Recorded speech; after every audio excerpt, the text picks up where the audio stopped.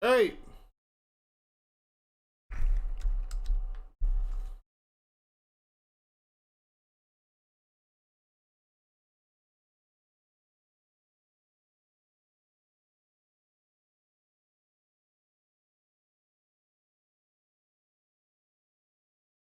Eee.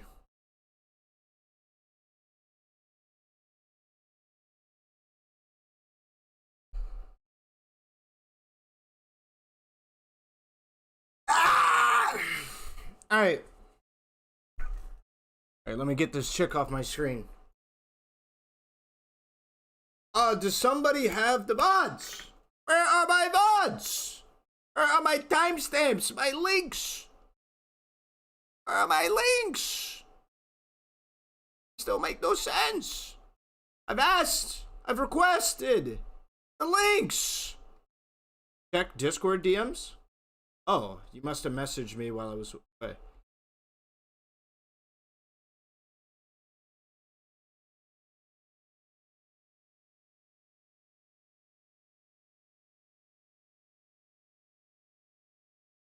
Ah! Is that the end? Ah, there it is. What the fuck? This person was on the whole time? Wait, this man, anti-black dude? This anti... Can you hear me? Oh, I can hear you now, yeah. This chick was on the whole day? Like, according to these timestamps, they were on the whole fucking day. Yeah, like 5 hours. Allah. Yes, hello. Oh, this is... I can barely hear you. Well, turn your shit up. I don't know what else to say.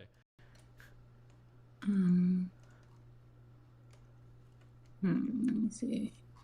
Are you using your phone? Somebody send me a picture of this woman. What is her name? Oh, I think it's here in the DMs. Somebody send me her, like, Twitter. I was told that she was, like, not black. She's black, isn't she? She's just mixed. Her camera comes on later in the stream. Okay. Sorry? Are you using your phone? Yeah, I am. Is them? Hold on. Copy video URL at time. No, they're black. Who told me they weren't black?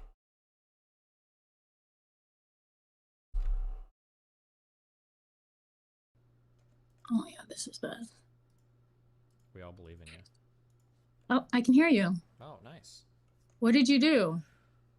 Nothing. It's your... Yeah, I'm not in your walls or doing anything. I'm just here listening. Okay, hi, how are you? I'm doing great. How are you doing?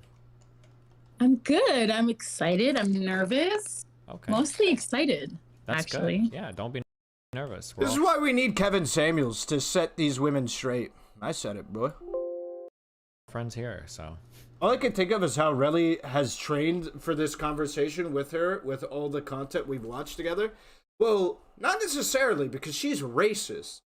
Not just like, what is it, sexist. I don't know. I don't know if after some of my hates, I don't know if anyone's gonna... Even you, they might even disavow you. We'll see.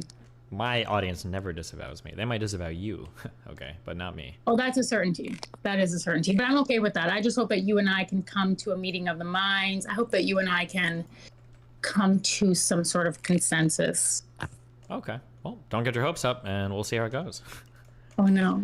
Okay, what, yeah, I think you messaged me about stuff related to, there was like red pill stuff, there was black issue stuff, there was all sorts of stuff. What do you want to start? I'll let you take the reins. This is obviously long, so... Actually, wait, before we do anything, do you want to, like, introduce yourself as much as you're comfortable? Like, it can be, like, first name and job, or it can be an alias, or whatever, just whatever you're comfortable with, some people. I sort of learned the hard way that in these spaces, I should probably, I don't want to disclose too much, but my name is Annalicia.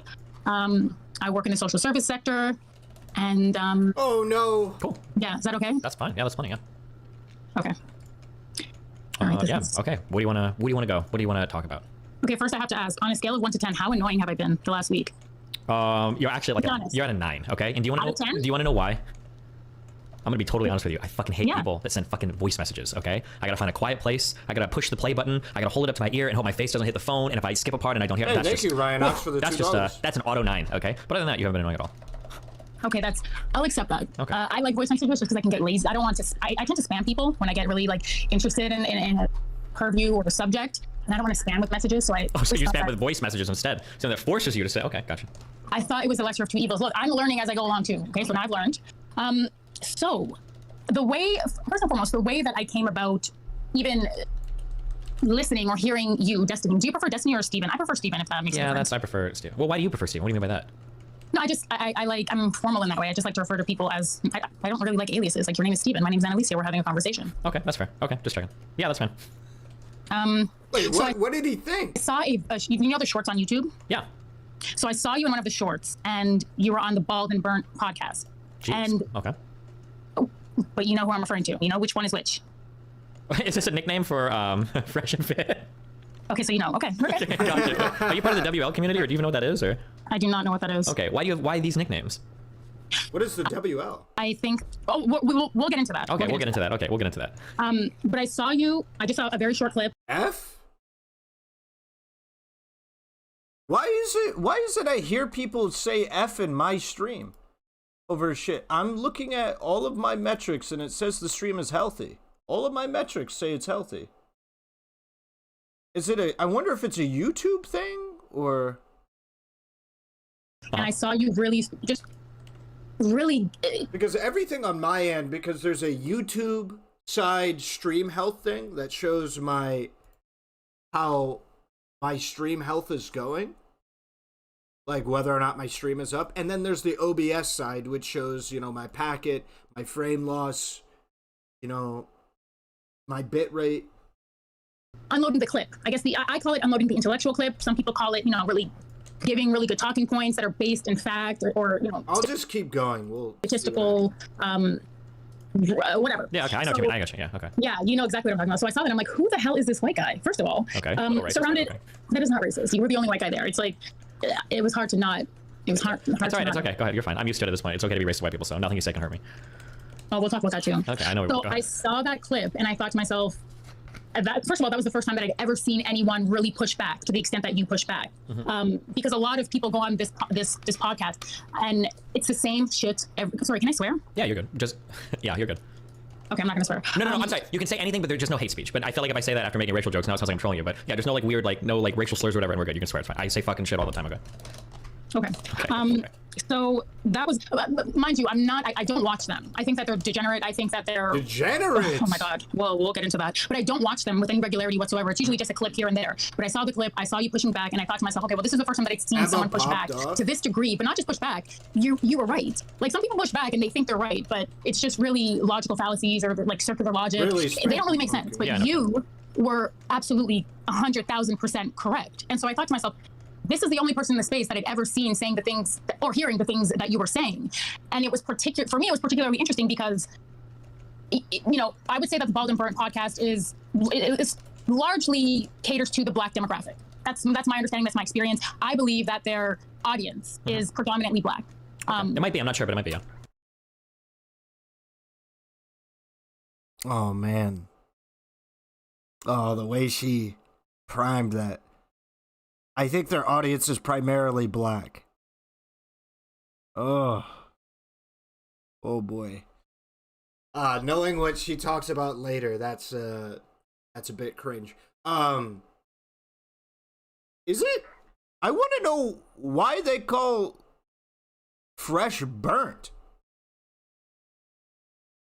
Is it just racist? Is it because he's dark skinned? Oh, we can do our homework, but I'm I know it targets young men for sure. The community is definitely more Black than the communities I've seen. But I'm like in very, very, very white spaces on the internet, so it's hard for me to ever know like which communities are Black or not, But yeah, it could be, yeah. I mean, it feels like it when I look at the subreddit and I see everything. It feels like it's more Black than any other part of the internet that I usually spend time on. So yeah, for sure. I mean, I believe you say yeah. Well, I mean, that's just my experience with the space. It's to me, it's sort of derivative of the Black manosphere. It's in that area. Sure. So because you were like the only white guy, made it really contrast, and I just found it interesting. I thought, okay, well, maybe this is someone that I can have a conversation with, who I could maybe could help understand certain things, because I think some of the things, I would say 95% of what you said on both times that, I don't know if you were on 2 separate times or if you guys filmed both Yeah, I shows. think it was on 2 or 3 times, yeah. Okay, so 95% of the things that you were saying were 100% correct. I think that my issue was, and it's not necessarily an issue with you, but my issue, generally speaking, is sometimes when we're having these conversations, and Bald and Burnt, they sort of format it this way. They format it in a way where it's sort of racially ambiguous. Like, they don't name the Black community, but really they're talking about the Black community. Some of these issues really only apply to the Black community, but they're smart because they want to go mainstream. They want to broaden their audience or the guests that they have on their show. So they're not going to name. What? I can't think of a single one that they address that only applied to the Black community. Names.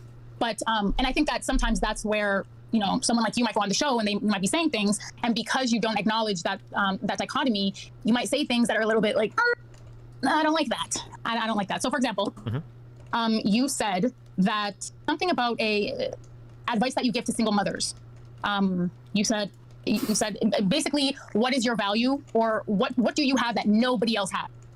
Is that like an accurate?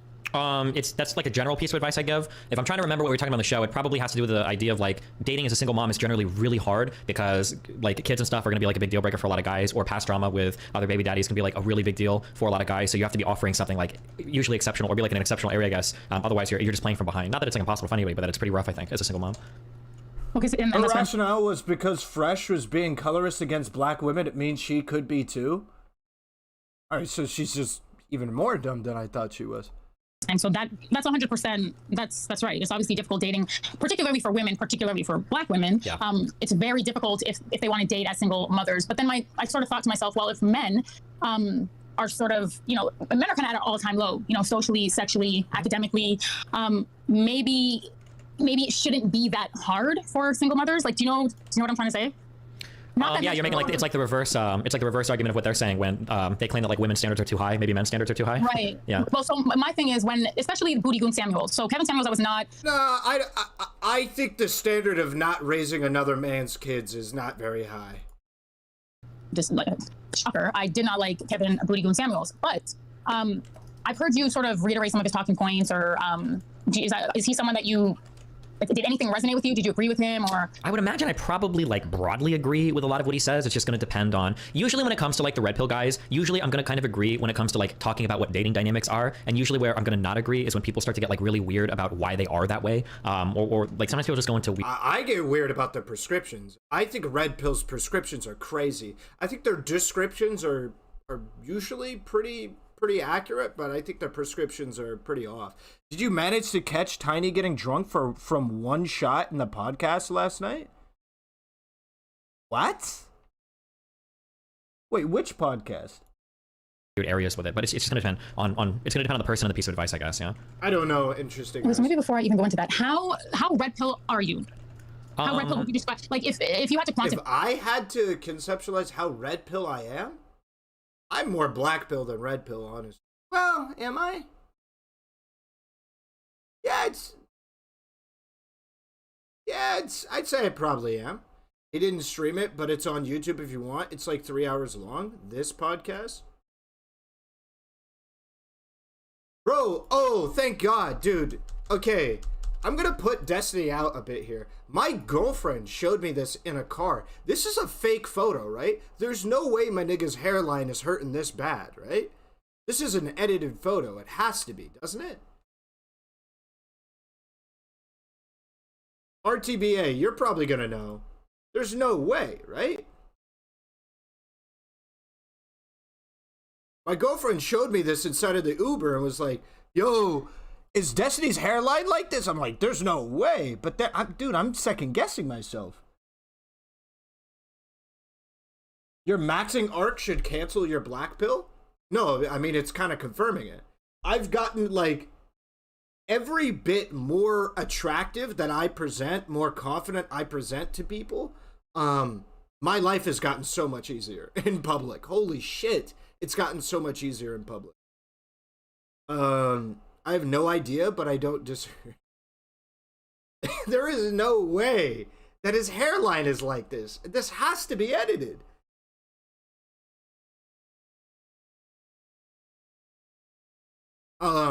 Yeah, I feel like, yeah, every bit more attractive I present, or confident I present to the world, my life just gets so much fucking it becomes easier to do everything. People are way more courteous to me than they were before. And shit. Now I have something that I feel like makes me look better in my previous stuff, because I had certain articles of clothing that I thought I looked good in. Namely, I got a lot of compliments for the green thing that I wore to meet Haas, if anybody can remember when I met Haas. That green thing, I got a lot of compliments in that. So I wore it. People do treat me better in that in comparison to most clothing. I got another piece while I was out here visiting my girlfriend that I think, well, it makes me look like Kevin Samuels, but it also makes me look, I think it makes me look very good. Very, very good. The only problem is I can't figure out a way to organically get a photo of it that looks good. So I haven't found a way to show anybody. So yeah, but long story short, yeah. Black pill is king.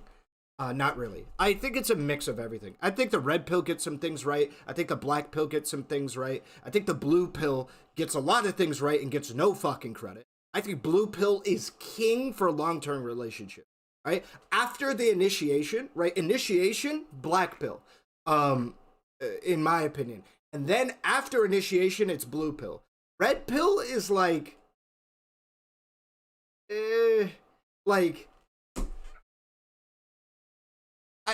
don't know. I would take the red pill if I think this is a good way of looking at it. For me, I think the red pill is a good way of looking at it if you want to use and abuse women. If you want to cruise through women and you want to disrespect them and shit, to just fuck, I think the red pill is good there, but obviously don't do that. So I think the blue pill or the black pill is really good at initiating a relationship, and then blue pill is king, which is just personality. Blue pill is personality. Right? Blue pill is supposed to say, oh, your personality will take you everywhere. Everybody will see. Nobody cares about your personality until they think you're worth talking to. And nobody thinks you're worth talking to until you're attractive enough or approachable enough. I don't just like attractive. I like approachable enough to be worth talking to. And I think most people can get to a point where they're approachable enough.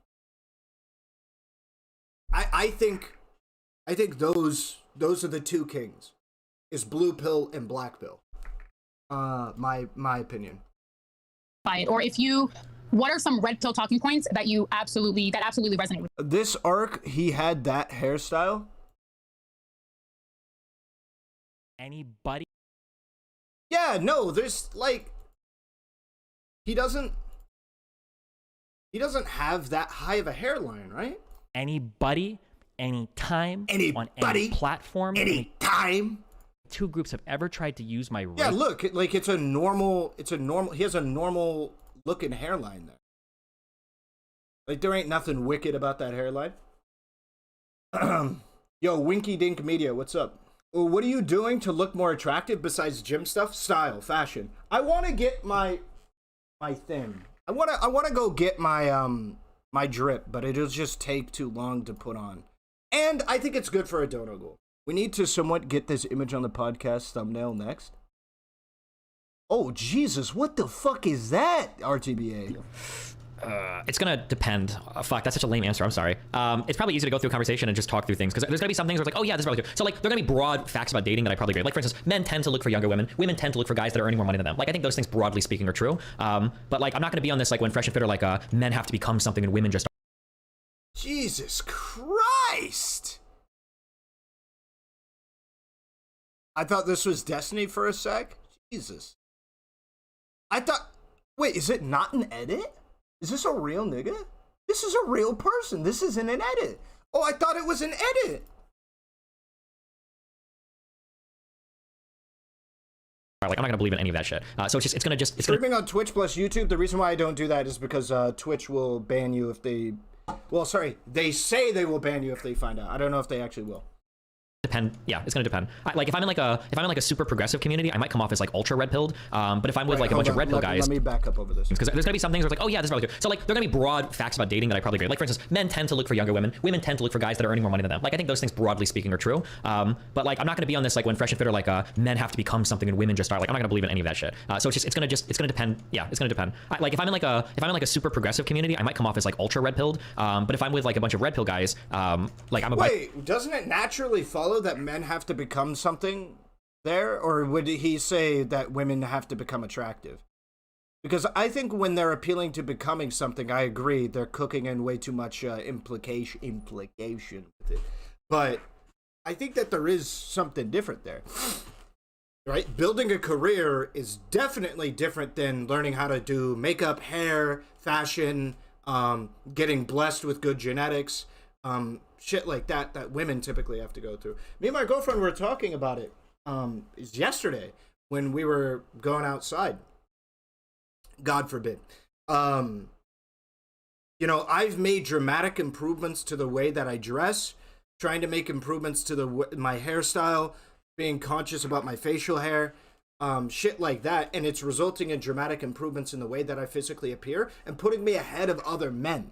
But her, in order to even be even with most other women, she has to already have done a lot of that legwork, and improving from there is kind of impossible. Like, where do you go as a woman when the standard is you're good at makeup, you're good at hair, you're good at fashion, right? Where do you even go from there to improve? For me, for men, I mean, it's grooming. You're already a step ahead of the game. Hairstyles, step ahead of the game. Knowing how to dress yourself, you're 3 steps ahead of the game. Going to the fucking gym, well, it depends on your aesthetic. I'm not going to act like going to the gym always makes everybody look better. That shit is cringe, okay? Don't be like one of those gym guys who's like, yeah, you know, I need to be huge or whatever. The reason why I'm going to the gym, I want to look a specific way, and it is considerably larger than where I'm at right now. But many people can look good at thinner and smaller body sizes. But you know what I'm saying? Being conscious about how your body looks, sculpting it, shit like that. You know what I'm saying? Sexual dude. Plastic surgery under the knife. I wouldn't recommend it, but polyamorous relationship. Like I'm gonna come off as like an ultra cuck. Like the stream, dumb fucks. True. If you like this content, if you want me to be streaming on YouTube more, if you would like me to, if you like an ad-free viewing experience, if you want to help me grow natively on YouTube, then please like the video. Like the video, okay? If you like watching fucking Destiny reruns, we're not only going to do this on YouTube. The plan is when I get back. So right now, I think I have 4 debate interview things scheduled. I have 4 right now set up in the pipeline. I have 1 with Mr. Girl, 1 with Lav, 1 with Queen Alexa, and 1 with Brittany Simon. All set up. So we're going to make YouTube videos, YouTube content out of that. Something I thought about doing is for each one of an upcoming conversation, what I was thinking about doing is doing a dono battle between Twitch and YouTube, and whichever one wins will get the content on that platform. You know what I'm saying? So leading up to a debate I might do, you know, a 20, whatever, 30-minute, whatever. Actually, maybe it'd probably be better to just do a pool. And whatever you wanted to donate to would contribute to whether or not the content is streamed on YouTube or Twitch. That was something I was thinking of. I don't know how successful it would be, but the thought. And they're gonna all call me like the F word. So I mean, it depends on which community I'm in and what issues we're talking about, I guess. Random XQC guy that is subreddit said look like Destiny.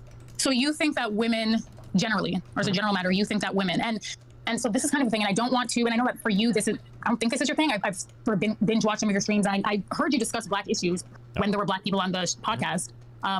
But I don't know how much you want to lean into it. Like, I don't know how comfortable you are. But when you say that women overvalue themselves in the, I fucking hate this word, in the dating market, is that, and that's a red pill talking point, right? Is that something that you agree with? I think I would agree with this. I think I would agree that women overvalue themselves, but I also, I would make a separate case for men. I think there's a lot of men who are delusional, right? And the reason why I draw a difference is I think a lot of women are very picky, but I think a lot of dudes are delusional with what they can get. You understand? Like, men aren't picky, I don't think, as much, very much, unless you're overweight. If you're overweight, men are super picky. I've said this time and time again.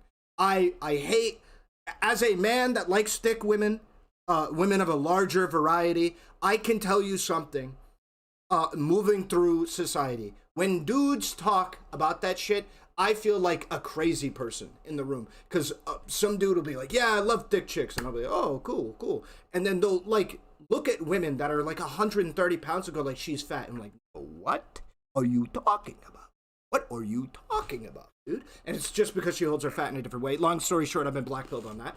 I believe that overweight women is just good luck. My heart goes out to you.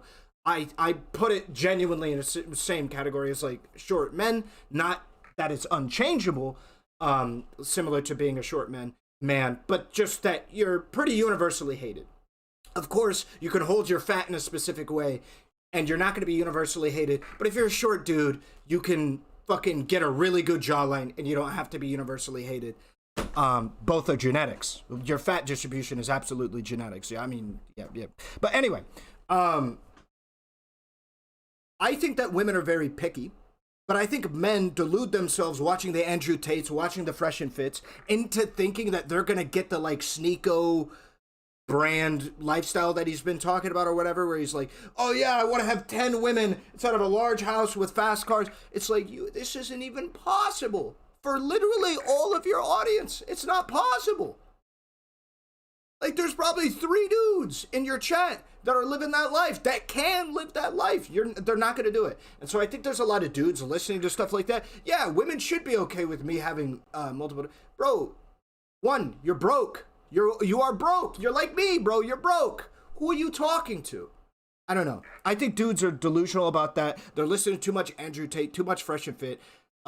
It's not for you. It's not for us. It's not for whatever, right? Also, I don't know. I'm not a fan of that lifestyle either way. But it's not for us. I think there's men that are delusional about that, but I believe women are also very picky. That's my opinion. That's really hard. It's just aspirational lifestyle porn. It is, but they're taking it to the next level, right? They're those people that are listening to the motivational videos that think they're that guy, right? They think they are that guy. They go into their relationships like, yeah, I think that women should be okay with me sleeping around. Why? You're not fucking, multimillionaire. You're not making 100K. You're not making 150 racks. Why? You're not, I don't know, fucking 6'5", cut to shit, fucking looking like half-whore Bjornsson. Why? Why would they be okay with that? Right? If we're gonna hit women the way that we hit men, right? Why? Sorry, the way that they hit men, right? With the hey, you're short, deal with that. Live life that way. Okay. All right. So let's hit ourselves this way. Let's establish this, right? We constantly ego check women. Like, you're fat, you can't do that. You shouldn't be doing that. The Kevin Samuels, right? You have you're a single mother to 3 fucking kids, and you want a man making 100K. Fuck you, bitch. Get better standards. If we're gonna treat people like that, which Allah bless me, I love that shit. I do. I think ego checking everyone's based. I think that shit is so based. You gotta ego check men. Bro, you're working at Hobby Lobby. Who the fuck is gonna let you cheat on them? Nigga, you're at Starbucks. Hard to quantify. So here's like a general thing in society that I think is kind of true, and that's that like women have been hyped up on like some ultra girl power shit for quite a while, and it's a little bit cringe sometimes. It feels that way. But like this is also something that's true, and that's that, like, a lot of men are actual just fucking trash. And I don't know how much I want to hold women responsible for that. So it's really gonna depend on the type of community that I'm. It's gonna depend on the type of community that I'm talking to. Like at this point, like I work kind of in entertainment. Like when I find out that like other colleagues of mine are like kind of like rapey and shit, like it's not even surprising anymore. Like so many men are just like actually fucking disgusting. So like, and then when I like look at how the average young man lives his life, and I see that like a lot of I'm men logged in for some reason. It's not pinging me though. I don't know why. like actual fucking slobs. They can't take care of themselves at all. They don't know how to do laundry or dishes. They can't even hold like any normal job. They play video games all day. And it's like, okay, well, I don't really blame, you know, women for thinking that a lot of these guys are fucking losers. So yeah, but I mean, it goes back and forth. This is an answer where it's like, I feel like the argument is really gonna, or your feelings are really gonna depend on the type of media that you kind of immerse yourself in. If you're hyped up on some progressive tweets all day, you're probably gonna come away thinking that like all women think that they're queens and they have like way too high expectations or whatever. And if you're in certain dating communities relating to women, you're probably gonna think that most men are like actual fucking literal scum, and that women are probably better off single than dating a lot of the losers that are just looking for second moms. So yeah. Yeah. So okay. So. No, yeah, it says that I'm off. I go offline on Discord all the time because I don't want stupid people DMing me. I guess what I would say to that is, What's wrong with Starbucks? There's nothing wrong with Starbucks, but you ain't getting no bitches at Starbucks. so again, there's like a schism that or there's that dichotomy that for me I can't ignore when we're having these conversations, because there are differences, and these differences are going to matter depending on what talking point you're using, right? Yeah. So for me personally, whenever I hear, you know, the booty goon talk about, oh, you know, you're average at best, you overvalue yourself, or whenever I hear Bald and Burn talk about, oh, you know, women think so highly of themselves and this and that and da-da-da. First of all, that wouldn't be applicable to the Black community. That it just wouldn't. Why not? Yeah, go. So it wouldn't be applicable to the Black community because Black women largely still date Black men. And Black women are largely getting into relationships. Statistically, they're marrying and dating Black men who have, who don't even, you know, they're not really meeting Black women where they are. Black women. What is that? I don't understand. How is that relevant? Are educated, and tip like post education, I should say. So undergrad. Destiny should have brought you on to talk about Black men. I don't think it's Destiny's responsibility to start DMing. I don't know. Maybe he did. Maybe he started DMing all the Black people he knew. But I was thinking about going on, but I would have gone on much later, like when Fnatic jumped on, but I think Fnatic had a handle on it. Graduate, PhDs. How do you know what's good men's fashion? I just like what I like. But they're still marrying and dealing with Black men who largely are uneducated, and to the extent that they are educated, it would probably be a high school, maybe a GED, something like that. Mm-hmm. So that it wouldn't apply to Black women. Black women as a collectively are outpacing Black men academically, and because Black women are more employed, collectively they have more money.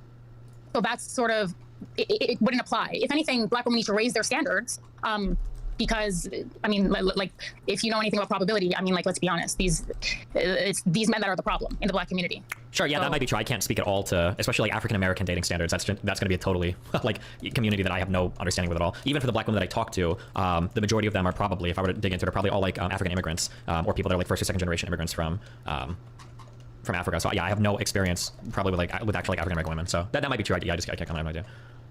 Yeah, so that was sort of my issue, and that's why I gave you grace because I'm like, you know what, they don't really set the framework for him to, like, when you're making your comments and you're saying what you're saying about dating and women and standards. Mm-hmm. What? I don't understand. What is she appealing to? Because the framework hasn't been set, and that dichotomy hasn't been acknowledged. You're speaking generally about all women. And they sometimes they are, but usually they're not. But whatever. Okay, I can respect that. So I'm not going to take umbrage with that. But yeah, so that was my issue. I didn't like the way that. There was something else that. Wait, what did he just put? Exiled Blue, Black American is literally the most retarded fucking term. I didn't like the way that. There was something else that you said though that was actually problematic, and I'm trying to remember what it was. It was very red pill. It was very red pill. Okay. Weirdo. I think often what people naturally gravitate towards as good fashion sense is going to be things that people think look good on other people. I am the same. So yeah. Again, I don't know, like. Listen, dude. I think it until I get the picture out on like Instagram and shit. I think like a $40 or $50 donut. I'm gonna set it at 50. I don't know if it'll be for any, but I think $50 to show off the new fit would be fine because it takes so much time to put on for me. Takes a lot of effort. It's dirty clothes. I don't like putting on dirty clothes. I have to put them on, then take them off. Kind of fucking annoying. So yeah, I think $50. Plus, I have to take a moment to stop the stream. So I think $50 to show off what I'm specifically. When I wear my turtleneck and shit, it's like vibes like that. I want to look like professional, and I think I did a good job with what I bought. I don't know how much you lean into the red pill. Like that's so I don't even know if it's fair for me to even have this issue. It's fair to have whatever issue you want. Go for it. I mean, there's going to be some things with the red pill community that I agree with, so it's possible there's something I agree with. Yeah. So what do I feel? I asked this question already, right? Yeah. Yeah. The what do you agree? It's just, yeah, I mean, I think I broadly stated, but I mean, fuck, I can't think of like every single thing relating to dating standards. Like, I'm not gonna be able to list them all off at the top of my head. Yeah. Well, I guess what are the major things with the red pill community that you disagree with? We can probably start with there, and then we can figure out where our differences are. Well, I think the red pill community, I mean, their tagline is, you know, better your, well, I'm not going to say that, but I think that with the red pill, their ideologies about women and, you know, women overvaluing themselves and wanting too much and needing to, you know, settle for less or date average and this and that. I think it's just, it's not true. Like, and again, Black women have been doing that. And in terms of dating strategies, it has not been advantageous for Black women to date and marry Black men. It just hasn't. Black men, in fact, in school, I had to do studies about these dynamics, and there was a really interesting one. It was done by the Brookings Institute, and the summation of the study was basically that poverty in the Black community is rooted to Black men. So you know, Black women sort of being the breadwinners. I think it's like 60 to 70% of Black women are earning more money in Black households and families as a result of their education. Obviously, your education is directly correlated to your socioeconomic status. As a general rule, obviously there are outliers. You would be an outlier, right? But generally speaking, your education is correlated with your Interesting. I didn't hear this because I know when I was listening in for the little bit I did to the Fanatic talk later, she seemed to have a different take when Fanatic talked about Black men and Black people's unique barring from education. So here she's talking about how important education is to the economics and stuff, but later she changes her tune, which is interesting. Socioeconomic status. So the Brookings Institute, the summation of it was that basically because Black men are not getting their education at the same levels, and in this, like as much as Black women are, when Black women marry them, it makes it really difficult to move from one socioeconomic class to another. With other groups, you find generally they're marrying and dating within their own, you know, in their league, right? Like someone with a master's is going to marry somebody else with a master's, or at least an undergraduate degree, or, you know, and you're relatively, economically speaking, you're going to be in the same bracket, which is going to make it easier for you to sort of go from middle class to upper middle class and stuff like that. But because Black men are not doing that, it's keeping the Black community and it's keeping these families. It's lowering the household income, which in turn is rooting these families to poverty.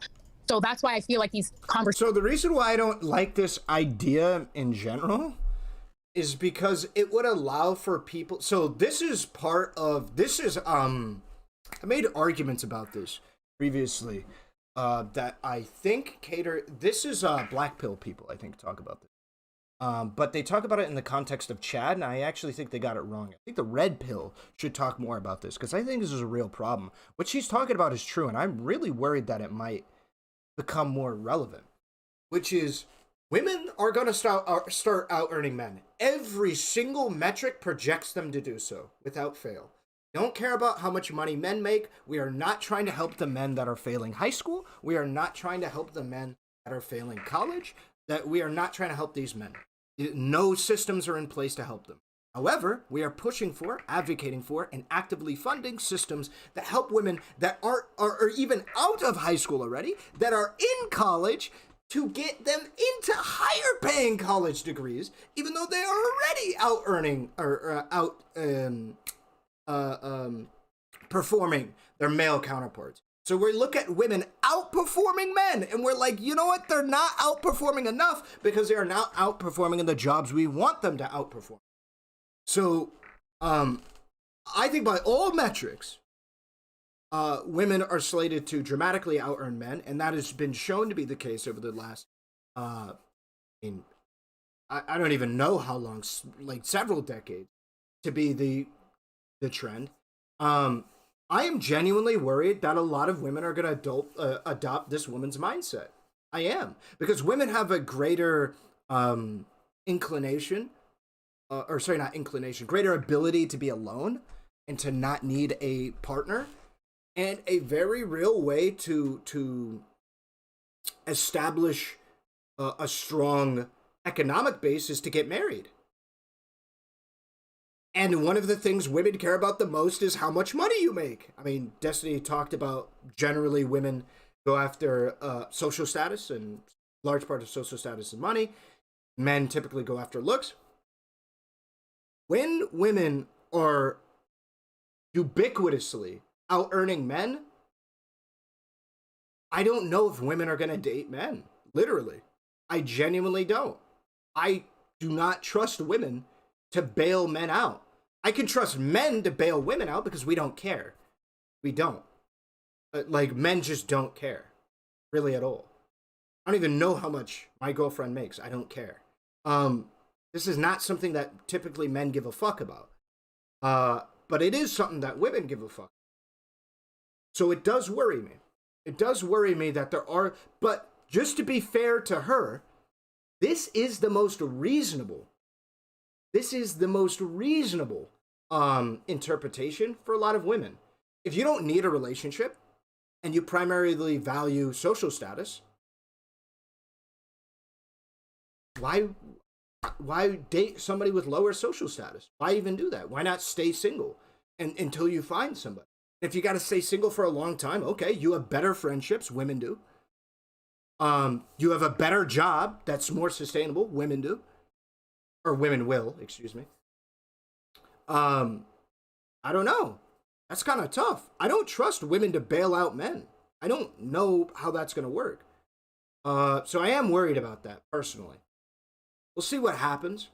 I think the epidemic of loneliness, social depression, social anxiety, or sorry, it's not social depression, social anxiety, will probably result in women feeling the need for those partnerships. But I could see a reality where a lot of men are just stranded. And I mean, we're kind of already with a lot of men being socially stranded, but I could see it definitely. You gotta get hitched while you're young? Yeah, but like, then a woman will just be unsatisfied possibly in the relationship.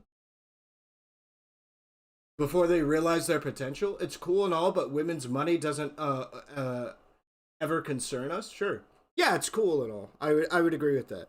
I think a lot of men would agree with that. It's cool if you're... Well, actually, I don't know. It's inversely correlated. There seems to be a lot of men that don't like it when their woman earns more than them. So it is a mutual arrangement, but yeah. Conversations about, oh, you know, choose better, and like, it's reductive. I don't think that people truly understand what's happening in the Black community. And of course they don't. Of course they don't. Yeah, any woman that wants a kid that's making $150K a year is just gonna in vitro not pick up a man to be a house husband, which is a shame. Well, I don't know. I don't know if these trends are gonna change, but right now, all of the information shows women are completely unwilling to do that. Women hate dating men that make less money than them. Hate it. And in most situations, they will stay single instead of doing it. They will sooner look for a man that makes similar or more money than them.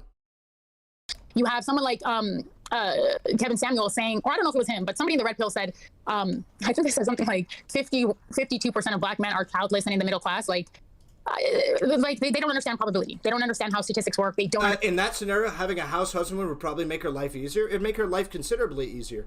The problem is you need social standards to catch up this way. So one of the issues right now that women face, that I think is probably the biggest issue women face, is that in dating, is that their social role has not caught up with their economic role.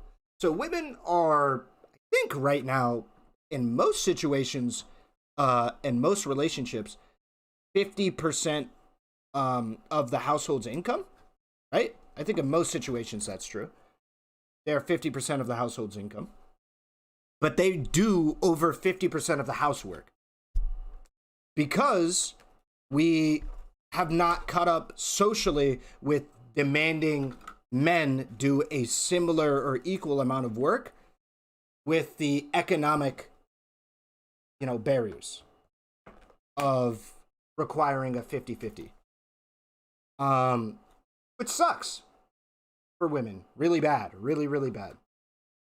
So I fear we're going to have a similar situation where we have the economic factors, meaning women are, gonna probably want a man around for, at least just boosting income. Because even if the man makes less money than you, he boosts your income.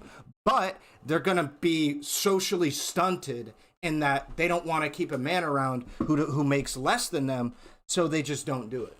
The social doesn't catch up with the economic, right? The economic is uncaring, unflinching, unyielding, right? It doesn't give a fuck about the social, right? The economic's going to do whatever the economic does, but the social needs something to grip onto, right? Women are not just going to go like, well, we're out earning men now, so let's just find men who are making less money than us attractive. That's not going to happen. That's not going to happen for a while. And the proof, like I said, is shown by the fact that women are making up 50% of household income and are not right now doing 50% of the household chores. I think it's like they do like 60 to 65% or something, or maybe even higher. I think I've seen like 70.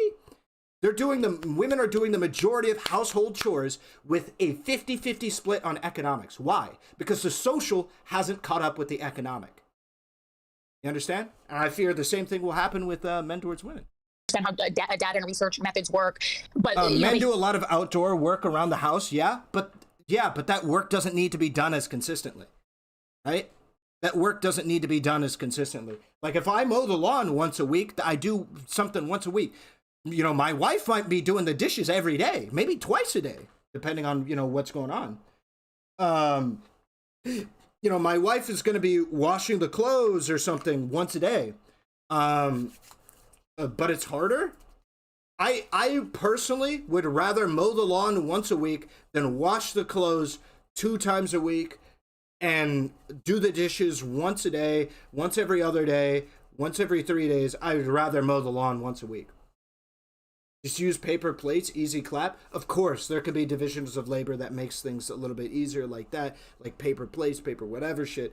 But yeah, just get a dishwasher. Well, even getting with the dishwasher or whatever, you still have to, well, some people pre-wash the dishes, putting them away, yada, whatever. I think mowing the lawn is super easy, bro. Hear from another degenerate and then they go around, you know, with the same talking points, not really understanding, and they not really haven't done the research.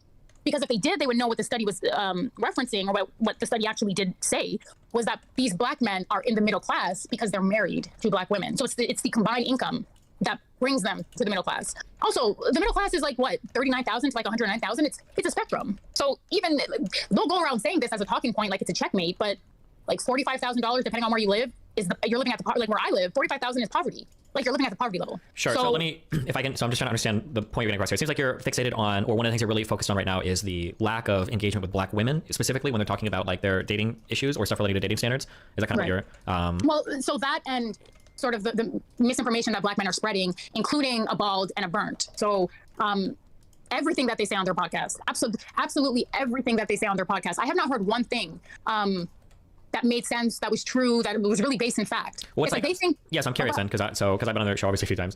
What to you are a couple of things that you think are just super wrong or super incorrect? I'm curious. Like they're always talking about like evolution and what women want evolutionarily speaking, and like the psychological evolutionary aspect to all of their talking points. I'm not sure they do. I've watched a lot of Fresh and Fit. I don't think they talk a lot about evolution outside of the context of physical appearance, like tall men. Maybe socially dominant? I don't think that's... do they? I've heard them talk about it, I guess, for the, like, lobster hierarchy. Is like, are you serious? Bert sounds super racist. I don't know how to take it outside of racist. Like, well, we've evolved. They understand that as humanity and society and civilization evolves, so does your mating and dating habits. Like, not that much. So does your mating and dating strategies. Not that much. Like... Do we really? People interact with society, and society interacts with people, right? And that's that symbiotic relationship, and that's how things change, and that's how things evolve over millennia. These guys are talking about things that women were doing, like when we were using rocks to make rocks and sticks to make fire. Like, what the hell are you talking about? It's 2022, and you're talking about, oh, women don't know what they want, and they connected the wires to their private parts, and like what? Well, I imagine like the answers they would probably say that like there's going to be some things that are inescapable from our biology that are like rooted back to you know, things that we have always done for like all of human history, right? To kind of like show that trends exist. I think what a lot of they appeal to. I think my issue with their appeal to biology is that none of these things can change very much. Not that they appeal to biology in general. there is absolutely a lot of our attraction that I believe is based in biology. Like the seemingly universal thing that men like women with a differential between their hip and waists, right? A hip to waist ratio in general being pretty universally liked among straight men is definitely a like pretty biological thing. I don't, maybe it's not, but like that feels pretty universal across all cultures throughout all of humanity. I haven't seen, now maybe it's because I'm not learned in any history or anything of any whatever, but it's both. Well, it's obviously going to be both, but what I'm talking about is it's not, I don't think that's going to change. I don't think that'll ever change. I think liking a hip to waist ratio on women is going to pretty much never change. Now, does it have to be as dramatic as where it's at right now? Probably not. But I don't think that's ever not been the case for like any society I've ever seen. There are certain ways that we interact with environments we always have, and that it's like kind of like instructive for how people are going to act in the future now, isn't that? I don't think it goes to the extent they take it though. No, because they say it'll never change at all from the way that it currently is. So like that's the big issue that I have. Is they'll do this a lot with like being fat. I like isolating being overweight because they think being overweight, the shit that we give overweight, especially women, and the shit that we give short men are just laughably, absolutely, at first glance, objectively not just biological. It is clear that we are socially stigmatizing an overweight women and short men. Like, there is no reason to disrespect short men the way that you can just see by breathing air and just looking at how people interact with short men. There is no good reason for us to disrespect overweight women as much as we do just when you see overweight women breathing air. Overweight people, but I think overweight women do have a unique relationship with being disrespected in regards to their weight. But yeah, I feel like you can easily appeal to, okay, there's some serious social backlash going on here that isn't just biological.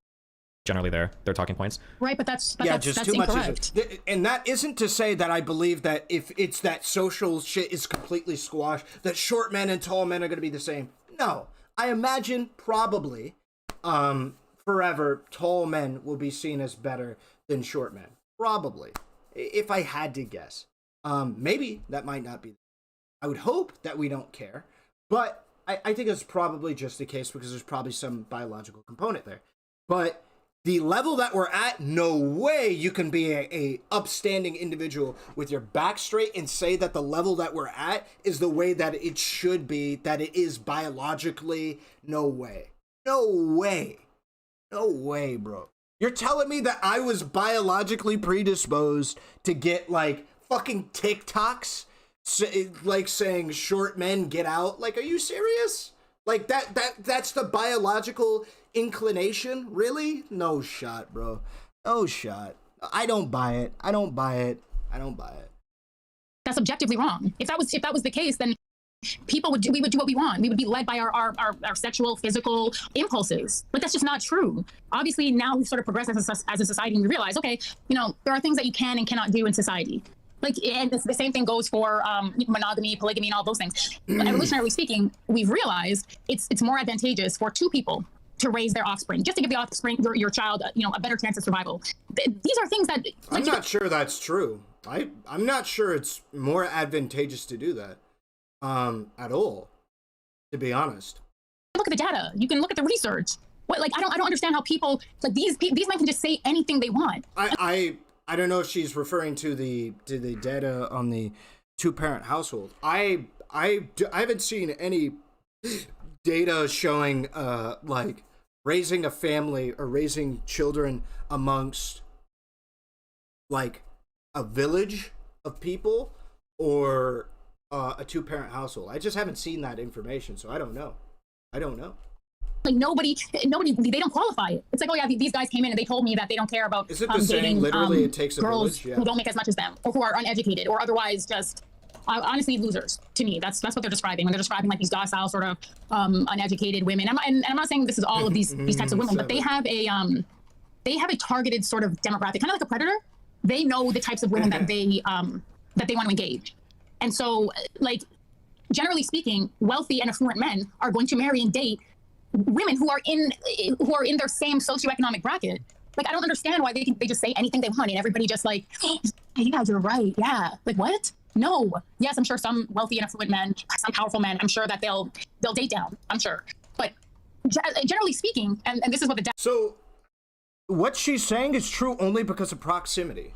That's it.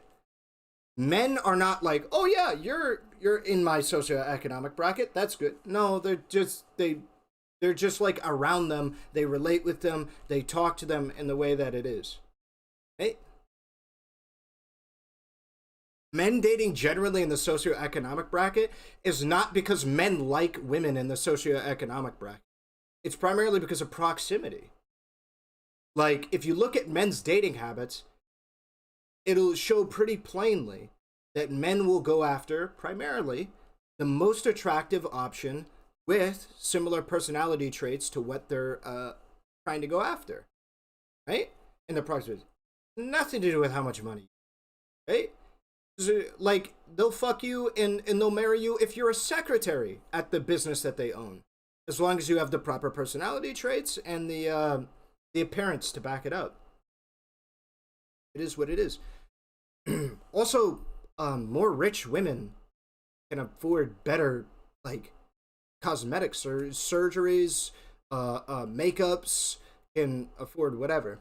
And will probably have a similar aesthetic style to the men at which they are around. Or similar aesthetic style to the men at which they are around, like. This is what the data supports. People date. I sometimes do, weirdo. People date, generally speaking, they date within their race, they date within their socioeconomic strata, they date within their sort of academic background.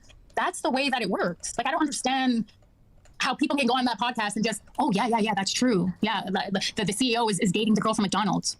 Like, what? Yeah, I don't think Isn't Cristiano Ronaldo literally, didn't he marry like a barista?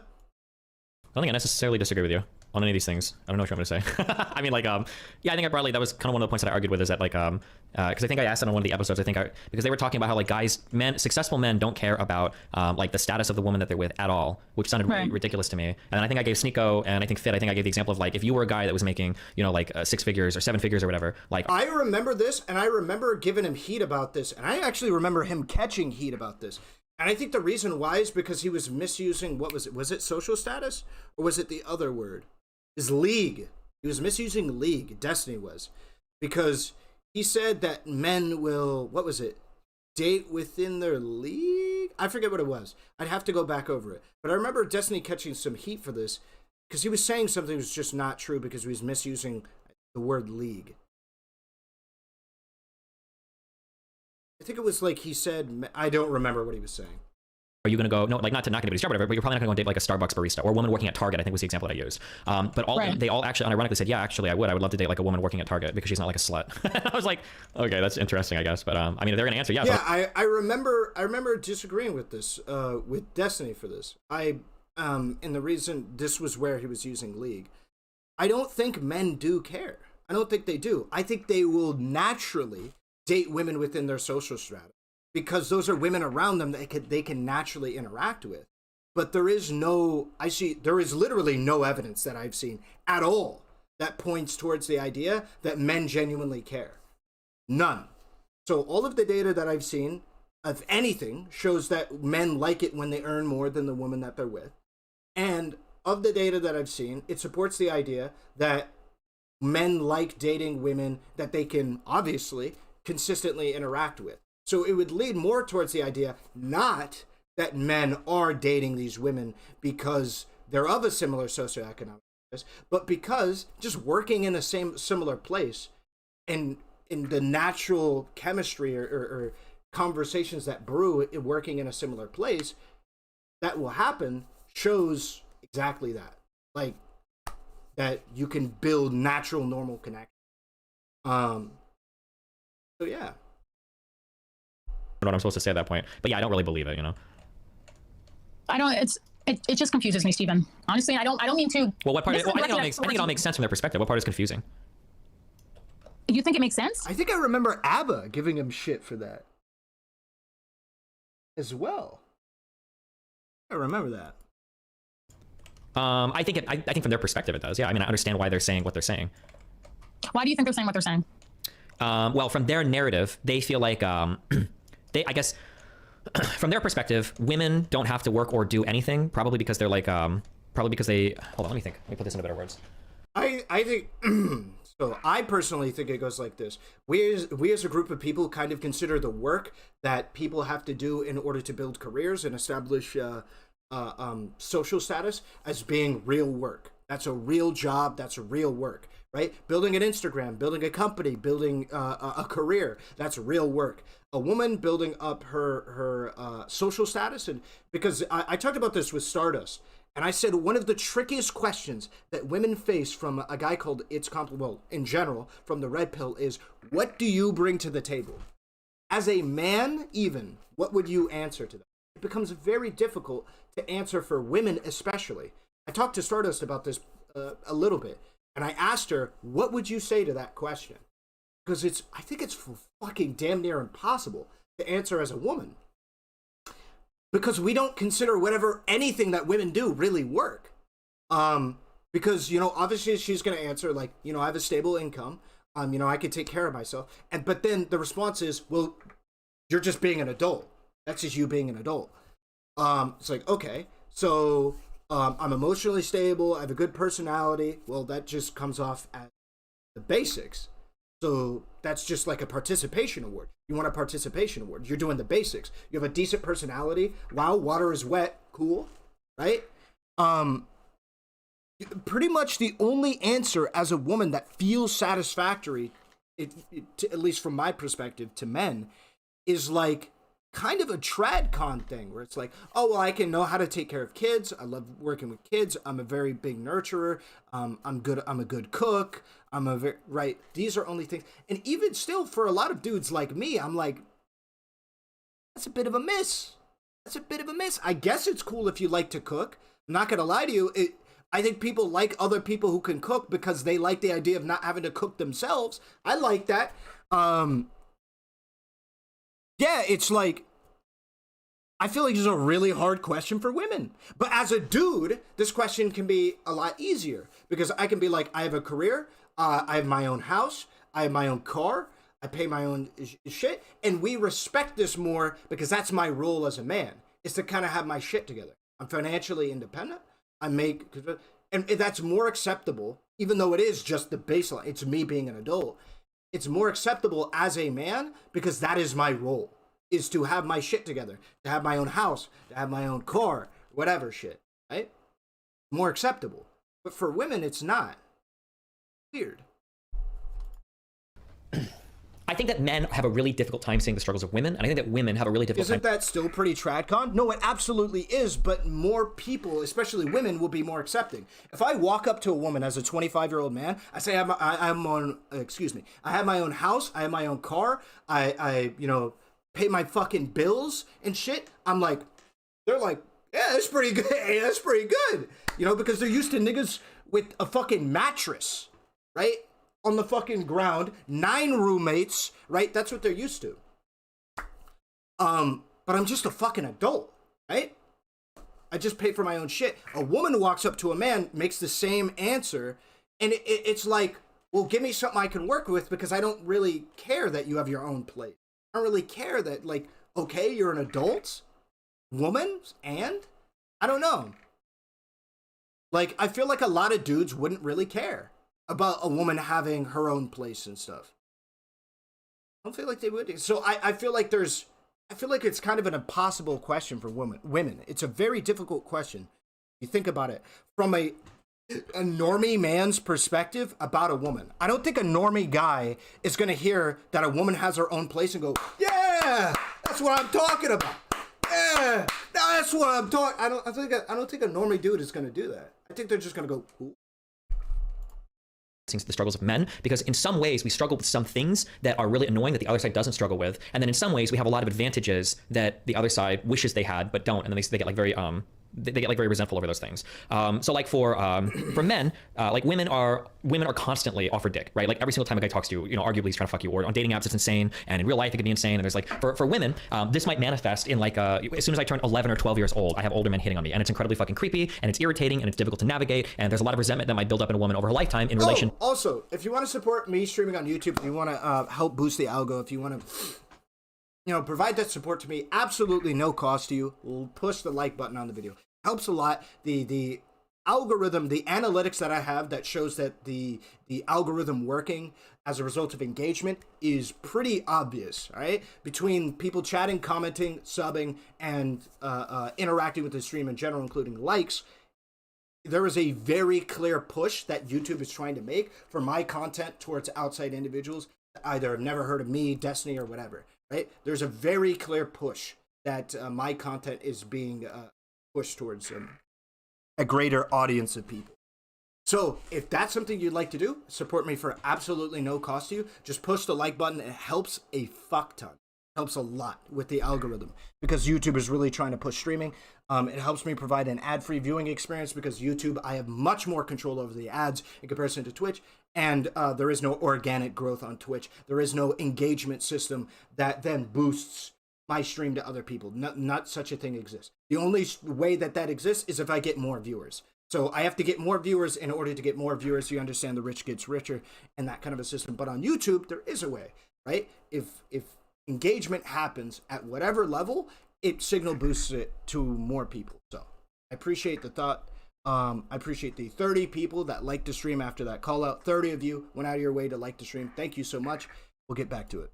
To how men approach her, and that becomes an annoyance. But from the man's perspective, that type of sexual attention is something that he's chasing his entire fucking life. And then when he sees a woman get it so easily, and then when he sees a woman get it and discredit it so easily, like that, those types of dynamics, I think, can foster a ton of resentment between the races, not races, I'm sorry, between the sexes. And so when you're in this environment where you're like growing all this resentment, but you also still have to like engage with the other sex, there's this weird like adversarial but cooperative dynamic that develops in some of these communities where like you fucking hate women, but you also fucking love women at the same time because they give you all of your validation, and that's like ultimately the goal you're looking for. And then I think from there you start to kind of like draw out all of these really bizarro dating standards, or all of these really bizarro analyses. So this might be kind of like where it comes from, the idea like men have to become something and women can just be. Like that's a pretty dumb statement taken on its own. But if you think to a man, if the only thing he's interested in is sex, well, in order for men to fuck, they usually have to become something. They gotta go through a lot of effort to do it. And for women, they don't have to go through as much. And if that's the only lens that you view like relationships or sexual dynamics or men and women through, then that would explain where that statement comes from. That's what I mean. Like there's probably a there's like an explanation. Wait. I feel like Destiny doesn't even believe this.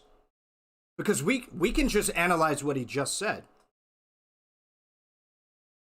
If you only analyze the ability for men to have sex with women, then men do have to do shit in order to get sex with women, but not to but women don't have to do much. But Destiny has said time and time again, and this is true, that if a woman is willing to fuck you, she's probably willing to date you. If she isn't willing to fuck you, she's probably not willing to date you. Meaning that pretty much whether or not you date is contingent, or it can be an indicator of, whether or not you fuck can be an indicator, a very high indicator, 90+ percentile, on whether or not you can date. So wouldn't that necessarily, by his own statement, mean that if it's very hard to fuck as a dude, at least in comparison to women, then it would be really hard to date in comparison as a dude? Women? Because if it's hard to fuck, and we established that fucking and dating is like 1-to-1 for women, if you're in the fuck box, you're in the date box for women. If it's hard to fuck women, then it'd be hard to date women as a man.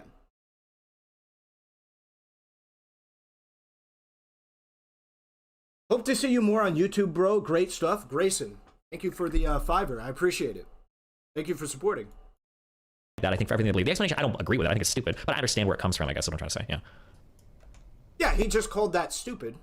The idea that women are, because his point is supposed to be the idea that women don't do much to get to be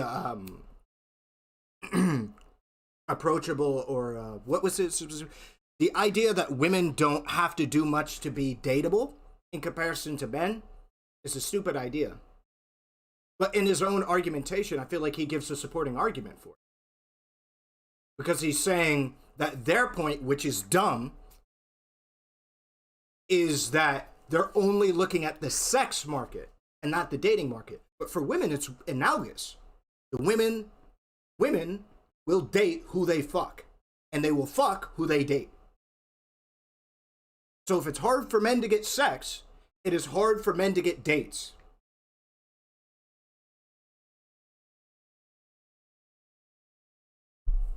I don't know what he means by this. But I agree with him.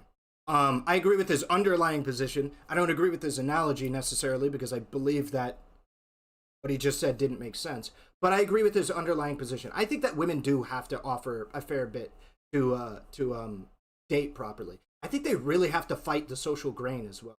I think we've seen a clear social backlash from men against politically correct ideas of like statements, organizations of society. I think women have to read between the lines a lot more than men do in regards to how to treat men. So as a dude, I more or less know how to treat a woman, right? When it comes to not being rude, not being mean or whatever, I get blasted with that shit every moment I'm alive, right? Don't call her fat, don't call her a bitch, don't make fun of her body count, don't call her friends hoes, don't call her a hoe, and don't mention Andrew Tate. And generally speaking, I should be okay, right? For women though, I feel like that's a little bit harder because there's not the guideline that kind of has been forced at me for them, where it's like, this is how you treat a guy. Do you cook him food? Do you not cook him food because that's a little too tradcon? But if it's too tradcon, are they expecting tradcon? I feel like they kind of have to play it by ear. Whereas, like, I know that a woman isn't going to want to do very many chores. She is going to probably want me to earn more money than her. And she's probably going to want me to be, X, Y, and Z attractive. I feel like the only thing that women really have for society telling them that men want is, like, that is real, is, like, be attractive. And even still, you could argue with, like, the plus size stuff that they're being misguided on what is attractive to men colloquially. Because I feel like there's a lot of women that think that, like, girl boss is a look or a thing. Niggas hate that girl boss shit. We hate that shit, bro. Yeah, I don't know. I feel like women are being sold a look or an image or an idea of the world that really is not correspondent of, or not congruent with reality.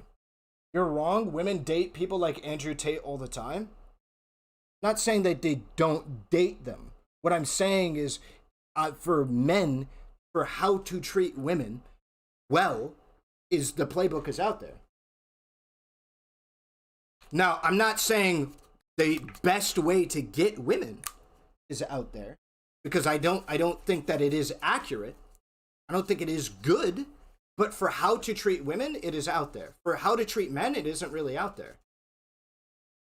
Right? What are women told how to treat men? It's like, what? They're told how to not treat men, which is like the leader of the household, the fucking patriarch and shit like that. You know? You don't want the women who want Andrew Tate? I don't, that's for sure. They got fucking confidence issues and shit. Fuck that. So ultimately, that resentment piece, I think that's a sort of core and fundamental. Well, no, Patrick, girl boss is different than women succeeding. Maybe I miscommunicated when I talked about men don't want girl boss. Well, generally, also, men just don't want women who earn more money than them.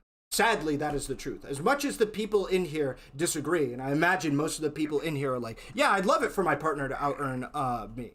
And I believe you, because I am one of those people. Most men do not like it. Most men do not like their girlfriend out-earning them. That's just, the stats show that. But what I'm talking about when I say girl boss is like this overconfident, cocky woman. It really is. It's just a cocky woman. But the girl boss shit is like made, like the fucking I'm gonna take over the city. It's like, no, you're not. You're not gonna do shit. You're probably gonna start like your own business on Etsy or something. You're probably gonna start a fucking Twitch stream, YouTube stream. Not gonna be very successful at it the way that I am. I have no illusions that this is probably not gonna take off, right? This is probably like this is probably how most girl bosses are gonna end up doing it. They're gonna start their own business or whatever. It's not gonna be super successful, and then they're gonna end up doing it for a really long time, and then realize, oh fuck, maybe I could have been doing, I don't know, a real job, something. I don't know. It's just an ego problem? Could be. I can't see why somebody wouldn't want a partner that makes more than them. Oh yeah, literally is an ego problem. Yeah, it is. But the same goes for women that only want men who earn more than them, right? It's just kind of bullshit. We should be okay with whoever makes more money making more money. Is Erudite a girl boss? No, absolutely not. No. Not by the colloquial standards of girl boss. By a, like, descriptive understanding of girl boss, maybe? Yeah, probably, I guess. She's a woman who's earning her own living, who is, I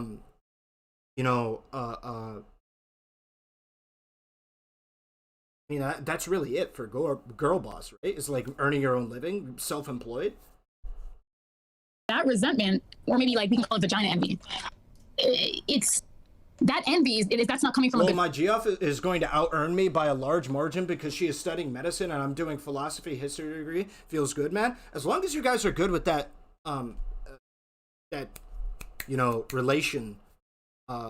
relationship, like that thing, and you aren't feeling cringe about it. I'm assuming you're a dude. And yeah, I mean, based. I would say it's not a negative reflection on men. I mean, it probably is societally, but I feel like that's kind of changing.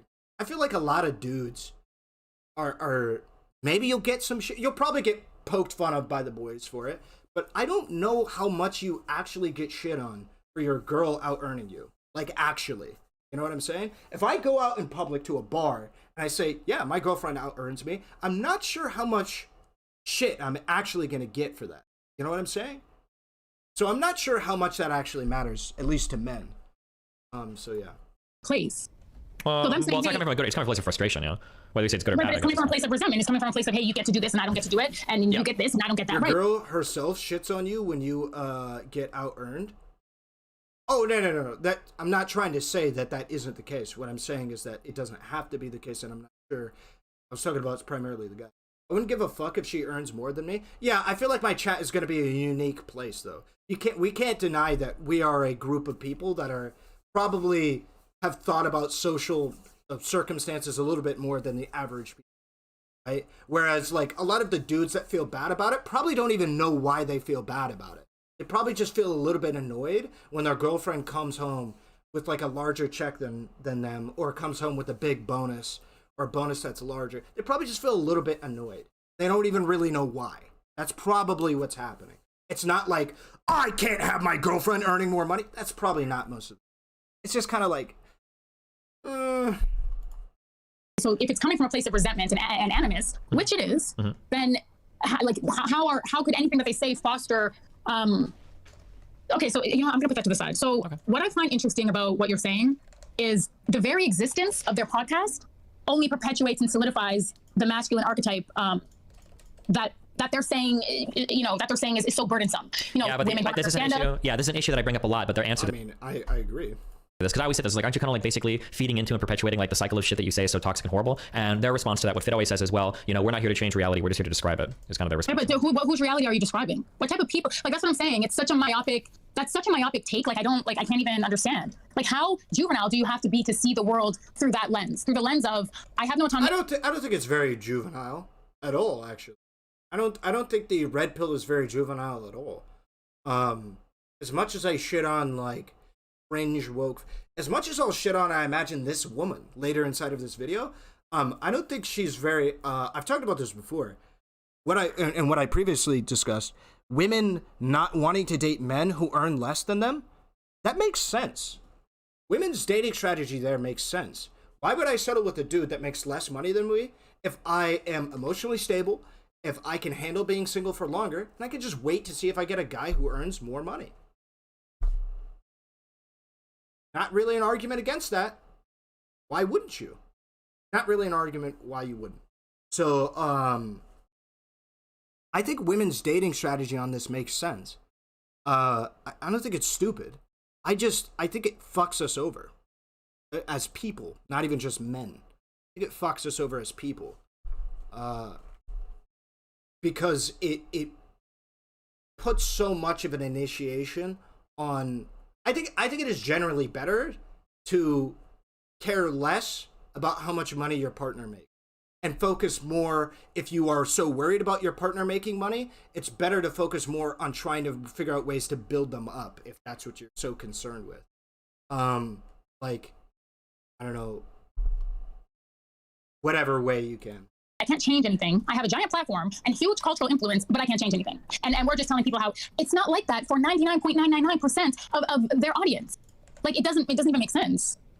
Yeah, I mean, I don't disagree. I think on the last episode I was on, I got them to admit that like the advice that you're giving and the way you're describing life, like this is only going to work for like 1% of your audience. And I think they even agreed with that at the end, but you know.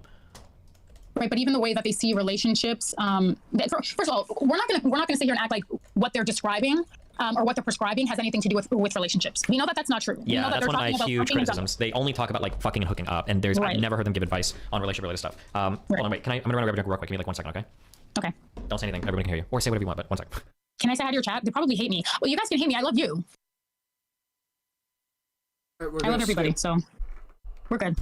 But promoting? Takeoff died yesterday.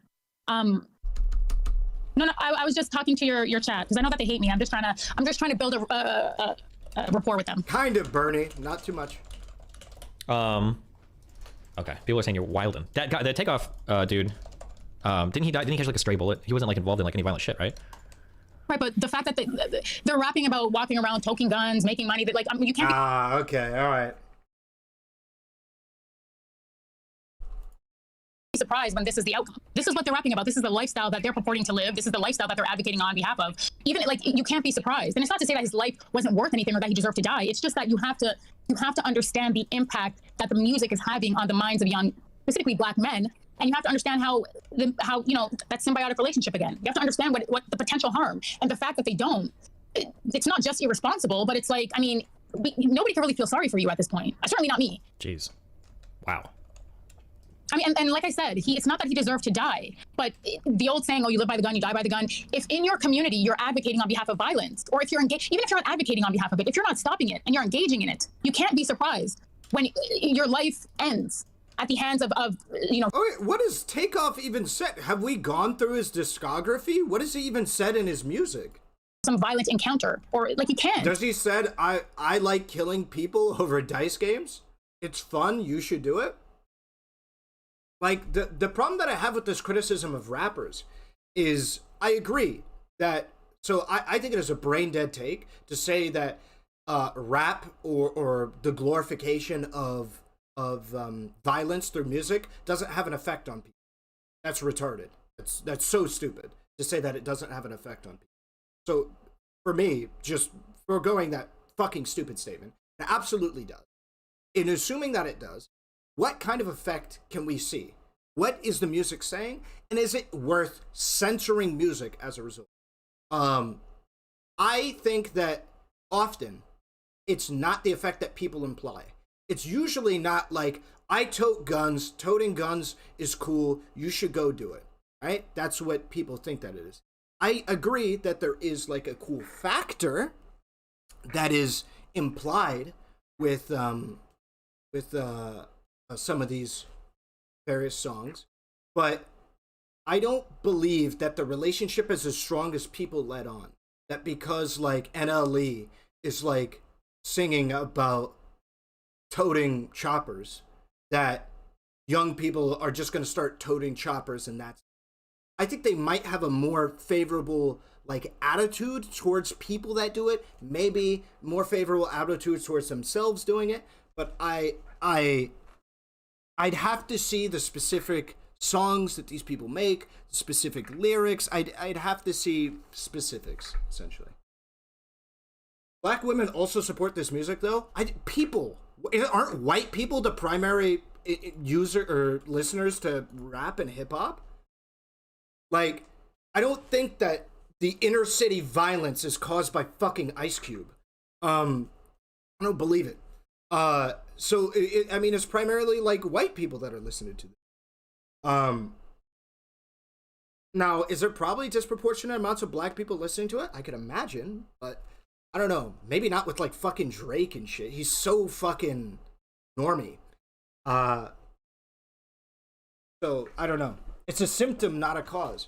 Well, yeah. Well, I'm gonna be honest. I believe some of it does probably contribute to it, but it's not even relevant as a like a factor that we would claim as a cause, right? Poor socioeconomic conditions, social stratification, those are causes, right? Not music, right? At the point where we crack down on music is the point where I feel like that's where we're just like, okay, we've gone too far. Like, I feel like it contributes so little, but it does contribute. I feel like it's kind of socially stupid to say it doesn't contribute, right? I feel like that's the case. Like, people are gonna find like NLE cool, and they're probably gonna think like, oh yeah, this shit is cool. I'm living that NLE lifestyle, that NBA YoungBoy lifestyle. I heard NBA YoungBoy never even lived that life, but that NBA YoungBoy lifestyle, I'm living that life. There's gonna be people that think that. And it's not gonna be like the primary cause, but it's not gonna help shit at all. Because they're gonna think they're a little cooler for doing that. But I think even talking about this is fucking stupid. It's like blaming, I don't know, it feels like blaming just kind of random bullshit on something that has nothing to do with something else. I'm not able to quite think of a I don't know. It's like blaming. It's like when weirdos blame like modern feminism for like women shitting on short men. It's like, sure, maybe a little bit, maybe, but like this shit's old news, bro. This shit has been happening. We can see why it happens. Like, what are we doing? Or another good example is people blaming Andrew Tate for like misogyny online. Like, Andrew Tate didn't invent misogyny, bro. I don't know. Even though I do think Andrew Tate contributes more towards misogyny than I think music contributes to, because he makes arguments. He tries to present them as logical, thoughtful, and shit like that. Whereas music, you're just fucking bumping your head, bro. Doesn't what? Do you wait? Okay, hold on. I'm curious. Isn't this just a violent video game shooter question? Yeah, it's kind of like that. Yeah. For your background, are you an immigrant or are you like a descendant of slavery people? I don't know how to ask that. Je suis Canadien. What? Sorry, I'm Canadian. Oh, Jesus. Okay. Does that mean? But my family came from the States. Like, I'm Canadian, but my family came from the States. Are they like first generation, second generation? I'm just trying to see what your background is. I'm just curious. I have a lot of black people that email me that feel like very strongly about like different types of where black people are from, and then like different ways that they grow up. And I had a lot of different input from a lot of different types of black people about a lot of all the other different types of black people. And I've started to realize over the past like 2 weeks how unfathomably fucking complicated all of your guys' communities are in terms of like how atoms grow with each other. So it's just kind of interesting. You don't have to answer also if it's uncomfortable. I was just kind of curious for your background. I feel like if you're African American, if you're like first or second or third generation immigrant from Africa or whatever, I was kind of curious. Oh no, I'm like 10 generations. I'm like Canadian. Like I'm like, yeah. Okay. Like a real Canadian. Gotcha. My dad is Trinidadian, but my mom is they go back in Canada. Oh. Like, we're really Canadian. Gotcha. But okay. I don't want to just. I also, sorry, I have a really like ADHD brain, so I'm all over the place. You're gonna have to sometimes like reel me in and be like, hey Anna, focus. Okay. But sure. Well, okay. Yeah, let's do that. I can do that. I'll focus more. Where were we? You're rambling about a lot of stuff. I shouldn't say rambling. You're talking about a lot of stuff from the Fresh Your Fit guys that I already agree with. I think I've spoken about it before in terms of I disagree with a lot of the types of advice they give. I guess I'm more interested in ironing out places. You said we had disagreement in some places. Right, because I think you said verbatim that women. You said women overvalue themselves. I disagree with I don't know. this. Yeah, I don't know if I'd say women overvalue themselves. No, that's what you said. Well, I think it was more that there's like a feeling with how. So here's like one manifestation of it. Okay, here's an example of this. Women historically have tended to date upwards socioeconomically, right? Women tend to prefer men that either earn as much as them, or more than them. Hold on. Sorry, I'm so sorry. I don't want to cut you off. I just want to make sure. Yeah, go ahead. Yeah. I agree with that. Is that a bad thing? Is that problematic in and of itself? Well, in and of itself, almost nothing is problematic. It's only problematic. Is that a bad thing in any capacity, on any level, for women in a capitalistic society, in a patriarchal society? Well, actually, yeah, no, I would say in and of itself, I would say that's problematic. Yeah, for sure. If you always expect somebody to be out earning you, yeah, I think that's problematic. Well, but to make more money than you, when men have I understand. This is what I said earlier. Thank you for the $20, Evil Fossil. Tell me where you got this vid, please. Always also try Destiny trying mad hard not to admit soy existence right now. What do you mean? Keeping tangible black people around to validate his actions. Classic 1%. What do you mean by that, Evil Fossil? Thank you for the 20, though. I don't know what you mean by that. But yeah, I can get you the link to this video. Here you go. Coming to you in chat right now. or a better opportunity to make more money than you anyway. Okay, well, hold on. You asked me in a vacuum. Oh, sorry. What I was going to say, I understand what this woman is coming from. It's what I said earlier, right? That I think it is advantageous to women to have this kind of mentality because they can do it, right? If women can date people that are making considerably more money than them, especially marry them and potentially get, you know, alimony or whatever for them, they should for their own personal, bag, which, is just how it's going to work. If women can do that, they should do that. Just like how if men can get more attractive women, they should get more attractive. But I agree with Destiny's point that if you're always looking for your partner to out-earn you or whatever, it can lead to a pretty toxic relationship dynamic. This is kind of why this is one of the aspects that I said was like kind of fucked for dudes here. But if you want to start like factoring in social conditions, then it's no longer in a vacuum, right? So in other... Okay, well, sorry, that's what I'm talking about. Yeah, okay, sure. So if we start adding some cultural factors in, then it becomes kind of more understandable. Men have more opportunities, men generally out-earn women, men focus more on earning money, et cetera, et cetera. It makes sense that a woman is going to select for men based on income. That makes sense. But something that's kind of changing recently, I say recently, over the past really 20 years, women have exceedingly attained more and more and more educationally, and it's starting to carry over income-wise into job market stuff. Now, something that's happened is women's earnings have gone up, but their dating standards haven't adjusted as quickly as their earnings have. So you're getting women that are making more and more money, but they're still looking for... This is where he's making the argument that I made earlier about economics changing, but social standards not. Our social development doesn't change with our economics. It doesn't change with a lot of our stuff. Right? It's like part of why I think women often do lie about the nice guy. They'll be like, yeah, I love the nice guy. No, you don't. You like the nice guy later in life. It is what it is. If you've operated inside of society as being a genuinely nice guy, it sucks being a nice guy in your early years because there is a learning period that people go through, men and women. And during this learning period, women learn what a nice guy really is. And a nice guy is kind of lame. He kind of is. He's not somebody that like women wake up thinking about or whatever, unless you're really hot, then of course. But he's kind of lame. He's kind of a loser. He's not very spontaneous, exciting, whatever. He just kind of does his shit, treats you well, and that's the end of the day. And it is what it is. It's nothing too crazy. That's the majority of nice guys. Does a nice guy have to be that way? No. But I'm talking about how reality works. This is how nice guys work. Reality is they treat you well, they just kind of move on. It is what it is. Now, same thing applies for men. When it comes to men learning that looks aren't everything.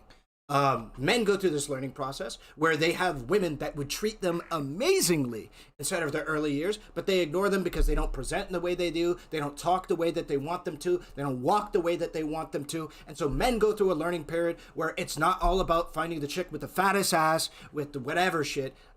That's not the most important thing. So women and men go through separate learning experiences. Well, they'll say they want one thing, but in reality, like, they'll want another. Like, kind of. I mean, men will more openly say that they want a woman who's hot than a man, or than women will say that they just want a man who's hot or whatever. But I'm not gonna be a schizo posting for you. I'm just slandering Destiny. He triggered ABBA by calling him safest black man to have around. You can see him antagonizing Destiny now. Evil Fossil, I mean, maybe Abba still is like, you know, up about that, but I felt like he was pretty chill about it. Thank you for the 10. If you want to talk to me about it, I'll talk to you about that. That's something you want to do. I'd have a conversation with you about it. Men that are out earning them. So an interesting dynamic that you see play out in society is women in some ways have taken on some traditionally I think a guy passionate about something is interesting. I think it's often though that those nice guys do not present as interesting. That's the problem. Because they are presenting, because often these nice guys, especially at these young ages, are very career focused, right? These nice guys are career focused, social focused, or whatever. Usually that is just how it works. Can you get a nice guy who's like really hot, spontaneous shit? Yeah, I'm just talking about how shit usually pans out. How shit usually pans out is the nice guy is the guy driving to work in a fucking beat up Subaru to a 9 to 5, probably at McDonald's, and he's punching in, he's punching out, he's going home, he's eating well, he's eating clean, that's it. There's nothing too special. That's usually what the nice guy is doing. masculine roles, such as earning more money or being the primary breadwinner or just having a job and a career, but men aren't allowed to occupy traditional. Evil Fossil, if you want to get in my Discord, we can. If you want to get inside of my Discord, tell me what your name is inside of Discord, and I'll drag you in to the room, and we can talk.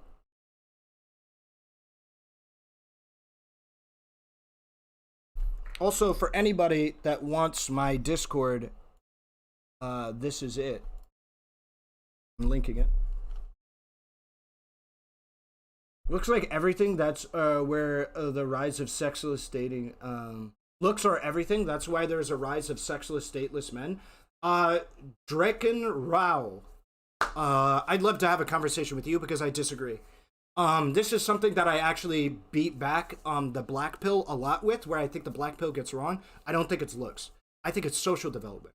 I think a very large component of like the rise of incels and shit like that, and not, I don't mean incels in a derogatory sense. I mean involuntarily celibate men is social skills. I think because the social pressure and social demand is put on men to be able to make the first move, to be a confident, to be presentable, to not be a creep.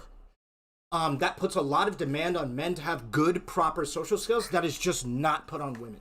Women can be weird and isolated and whatever, and it comes off as cute because they're shy, they're reserved. Men don't get that afforded. Men aren't afforded that. You have to be socially bold. You have to be socially confident. You have to do these things. You can't be in any of these weird things. Otherwise, you're a creep. I think the issue is social shit primarily right now, not looks. That's my personal interpretation of why the rise of that. And obviously, social anxiety is at a high for both men and women. Obviously, as well, with the rise of neat culture, people like me who sit inside, play video games for the first 25 years of their life, only start figuring out how to drive a car this year, like me, at the age of 25, going on 26, like who are only just now starting to get a real job, right? Or learning a real job, just figuring out how to dress themselves, right? I'm a 25-year-old man. I should have had this figured out 5 years ago. At least I should have had some of these things figured out fucking 8 years ago. But there's a lot of people like me, and a lot of people like me are gonna get overlooked by women. Rookie, the Violent Hour. I was there when this conversation took place. I found it odd when she went to Destiny to complain instead of the source. Do you think she probably thought she wasn't going to get a good faith, engagement with, whatchamacallit. Oh, hold on. This is why it's not.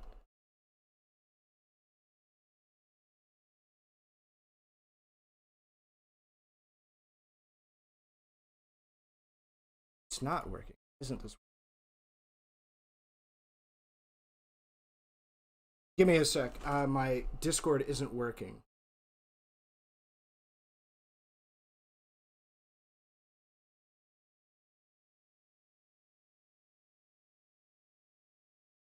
I have no idea. Oh.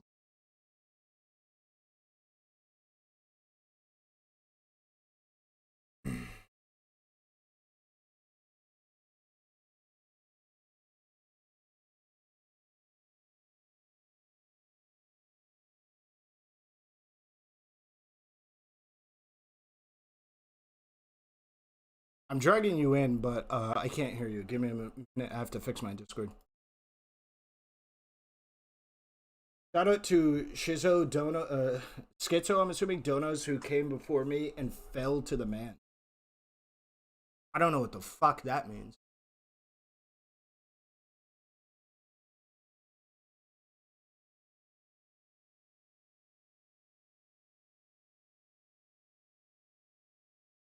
Huh? Feminine. This doesn't make sense why this isn't working.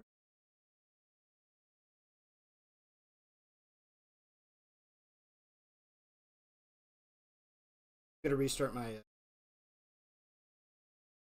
Because this shit just doesn't make sense why it's not working. Confidence isn't real. That's that we call men who are confident but are short having Napoleon complex. Yeah, we can definitely have a disagreement. Wait, hold on. Worked for...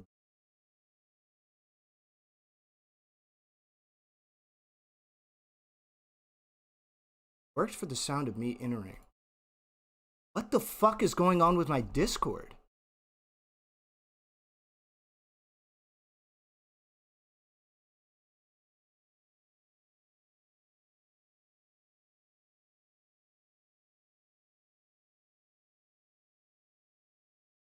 God, I hate being on other people's computers. It's so annoying. I'm not sure if I'm going to be able to have Discord work. That's so unfortunate. I really want it to work here.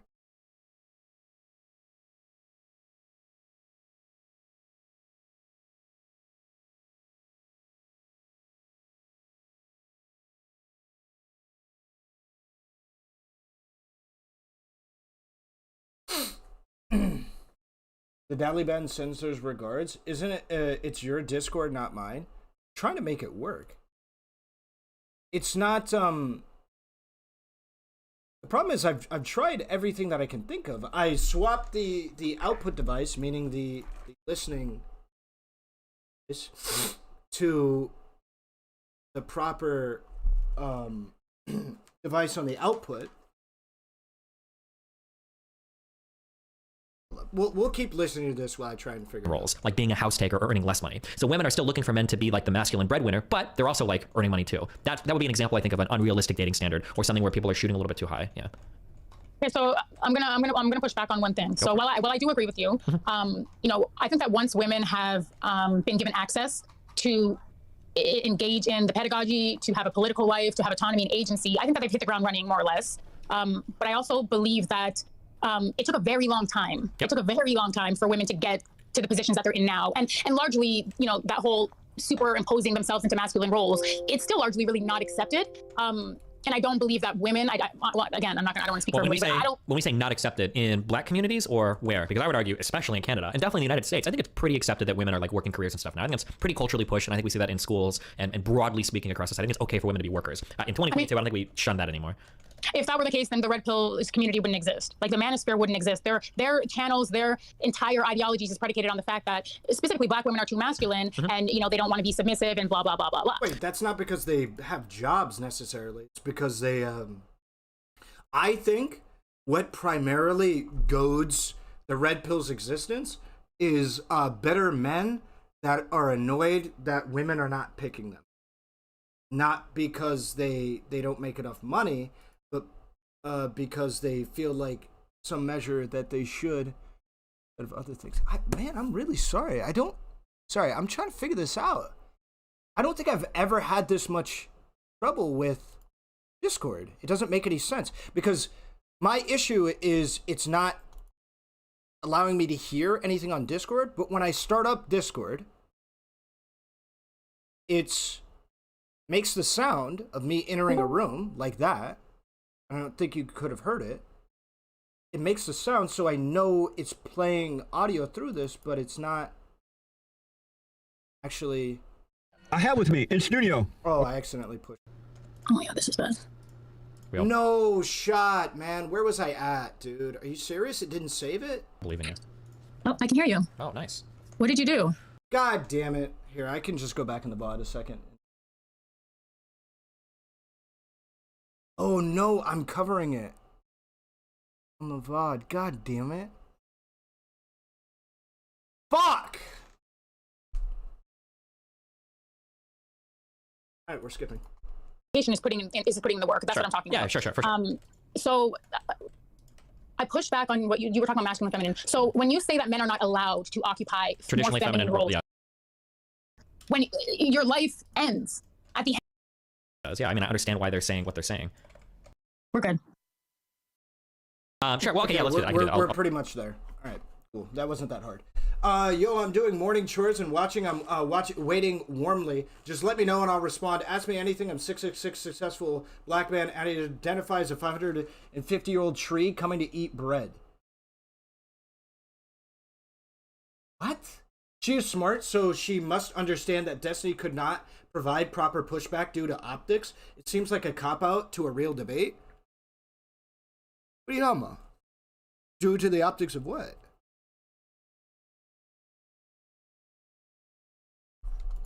I'll focus more. What you mean, man? Where were we? You're rambling about a lot of stuff. I shouldn't say rambling. You're talking about a lot of stuff from the Fresh Fit guys that I already agree with.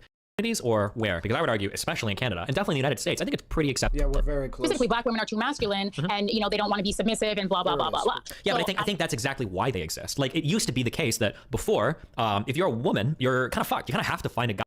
Hey, I was gonna do the doll review video as well. Big content announcement. Shaylin interview. Abuse. The doll review. Oh, I see. Hormones, drama, and more. Interviewing Shaylin. Cool. That is just like working a job and the earning money. optics of him not being black, I guess.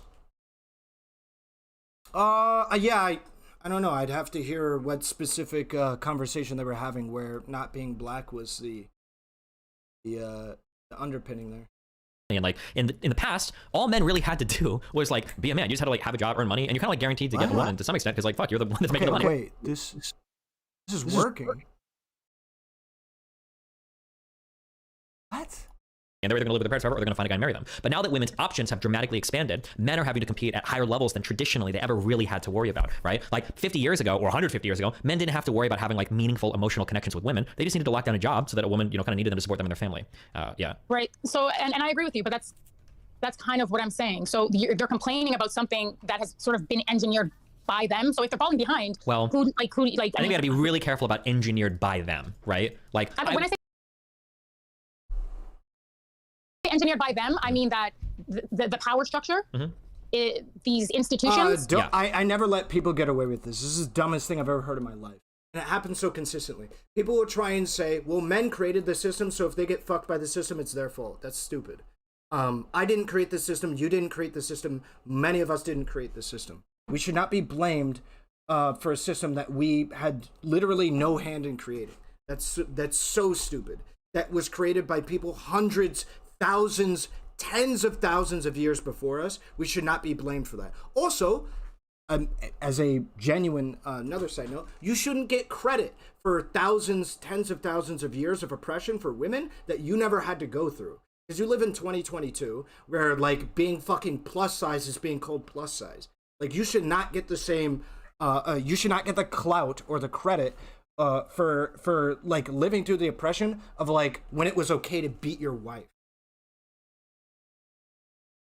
Who created them? Men might have created the patriarchy, but a man didn't create the patriarchy, right? No, but not a man, but men. So if men, so but men, you've never seen a men in your life. You only see a man, right? Individuals don't create systems. The systems are created. But they benefit from them. Individuals don't create systems, but they benefit from them. Yeah, they either benefit, or they operate within them to their detriment. So now what you're seeing is women are benefiting from it, and not because of men, because of their own sort of tenacity or ambition. Because of a lot of men too. Let's be fair. Men helped also for things like civil rights and education and all that. These Supreme Court men. Okay, but go ahead.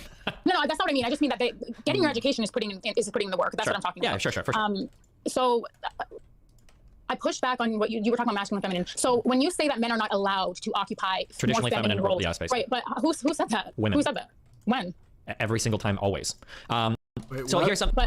But you were talking about masculine and feminine. So when you say that men are not allowed to occupy traditionally more feminine roles, yeah, space. right? But who said that? Women. Who said that? When? Every single time, always. So here's something. So this is like where I'm super in the world of anecdote, which I hate arguing from. I'm usually like an autistic like data guy, but like I think we can generally agree on this. So I'm reminded of a rant from. Do you know who Tommy Lauren is?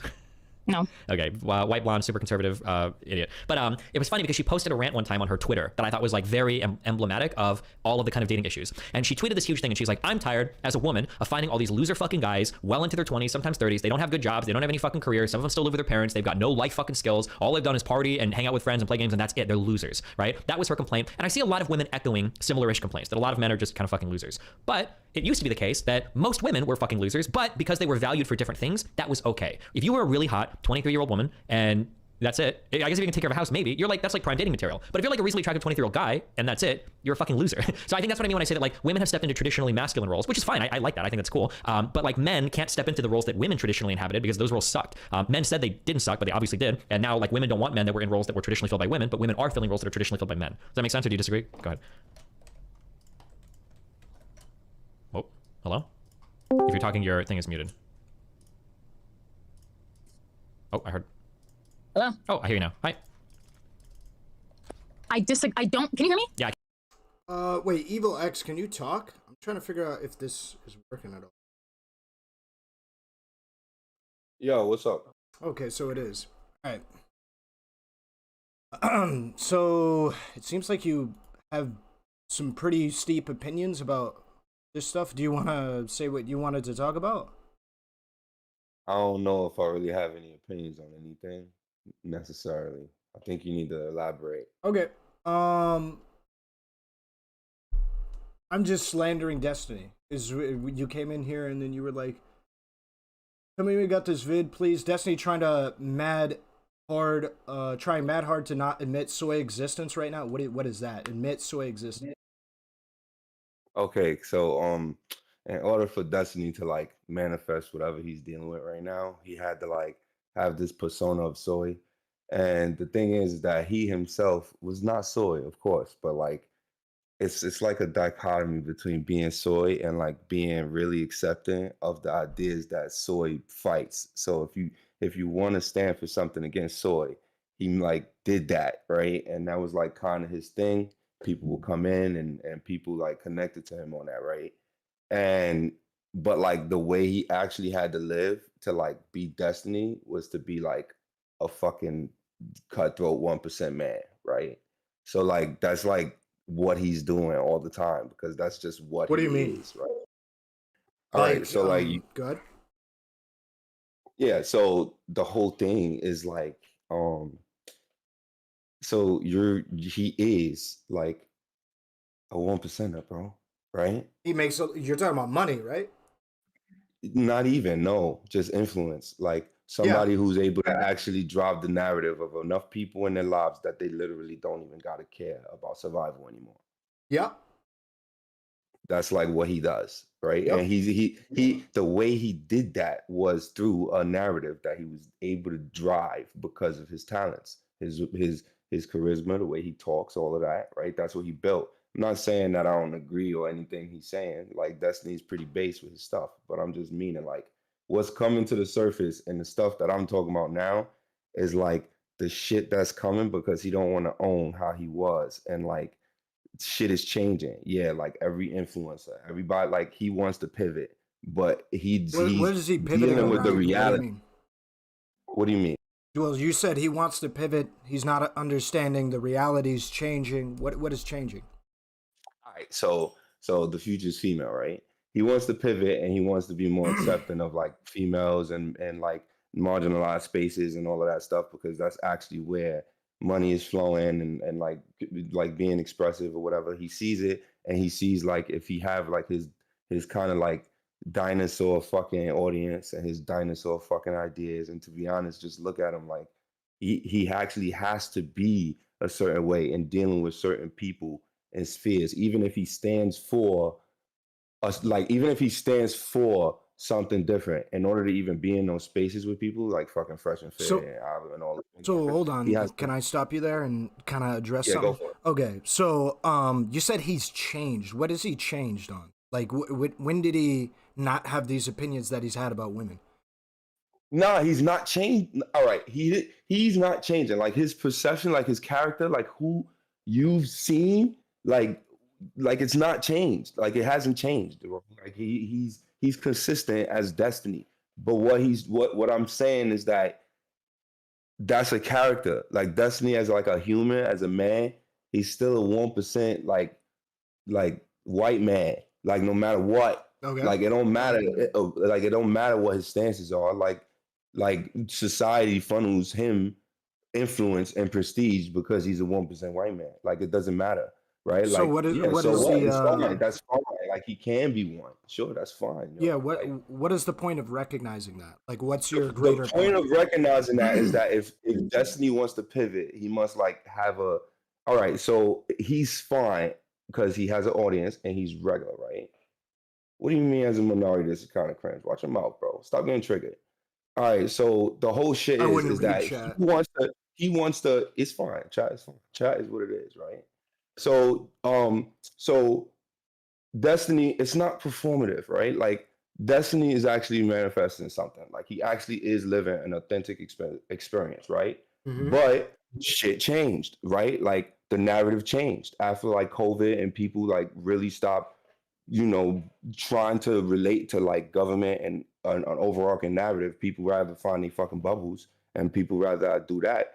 He is doing that. But like if you like Trump, you Trump, bro, and you like got the money and the systems and the way you deal with power, it's still the systems that he himself fight. So he still gotta be that shit in order to even do it. Like he still gotta go to the bank. He still gotta have mad money. He still gotta put people on payroll. He still gotta manage all of that shit in his whole life. Like so, like the narrative that was a lot. The narrative that he's building is one now that he have based on the people that he bring around. Well, you say he pivoted. Where's the pivot? Oh, he wants to pivot. I'm saying he's trying to pivot. Okay, but what is he trying to pivot from and to?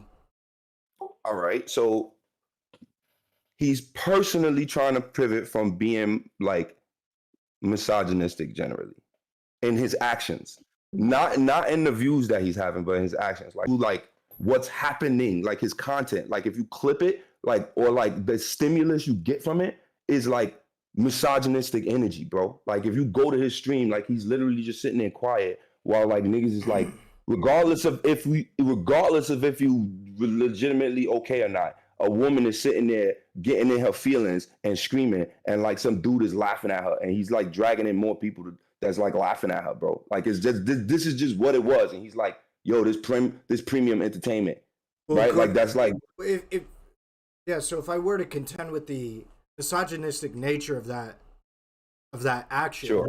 like what if he did that to a man? Would it be bad? Or is it what do you mean? So why does it matter that she's complaining about a given state of affairs and he's not even dragging more people in. People can just join. It is premium entertainment, yeah, but it's stressing him the fuck out, and also it's scum shit. Like, well, why is it scum shit? That's what I'm asking. Because being successful in life is scum shit. Being like, successful in life is scum shit? Quote unquote successful, like getting money and being influential, like Didn't you say like, you had big money? Yeah, because I'm scum shit. My name is Evil X, bro. Okay, so you've done some scum shit. You think anybody that's got money has done some scum shit? Is that what you're? Son, I am a fucking blue collar worker. I'm chilling, bro. My ex is like, I'm not trolling, bro. I'm not. This is my perspective, bro. It's my emotions. It's what I go through, nigga. Like, and regardless of if that, I'm sorry I said that word. God damn it. Let me like what? Not the N-word? Yeah, it's your platform, bro. I don't want to. I know you don't care, but it's fine. Like okay, yeah, if you don't want to say it, you don't have to say it. Nah, fuck union, bro. Fuck union, nigga. Don't say that shit, base, because I got fucked over by my union, mad hard, bro. And like I'm fighting my shit. So I do have job, and I do like when in my shit, son. I'm like actually what she was saying. It's not like the chick is wrong. Even though I had a 6-figure job, even though I'm fucking diesel, or at least I'm fucking healthy, and I got in my own place and all the fucking shit. I got the shit, bro. Right? Like, what union? I'm not gonna tell you, man. Don't listen to chat. Don't listen to chat. Yeah, you're right. But like, if chat got a lot, like if it was a lot, then I wouldn't listen to it. But if it's just like the chat is slow enough that I could have a conversation with Ducker because he seems like he's talking about unions, right? And for me, my like unions is how I kind of manifested a shitty male existence that like that complied to like systematic shit that like that priced in people's suffering and people's like values. It like fucking confuse you in a way that makes you like be a certain kind of person. So even if I was a blue kind of worker, son, like there's a lot of culture shit that I was dealing with that like makes me like fucked, right? Like one of them is like fucking prostitutes. Cause the amount, like the way my job was, right? Like the way my job was is I get paid $40 an hour, right?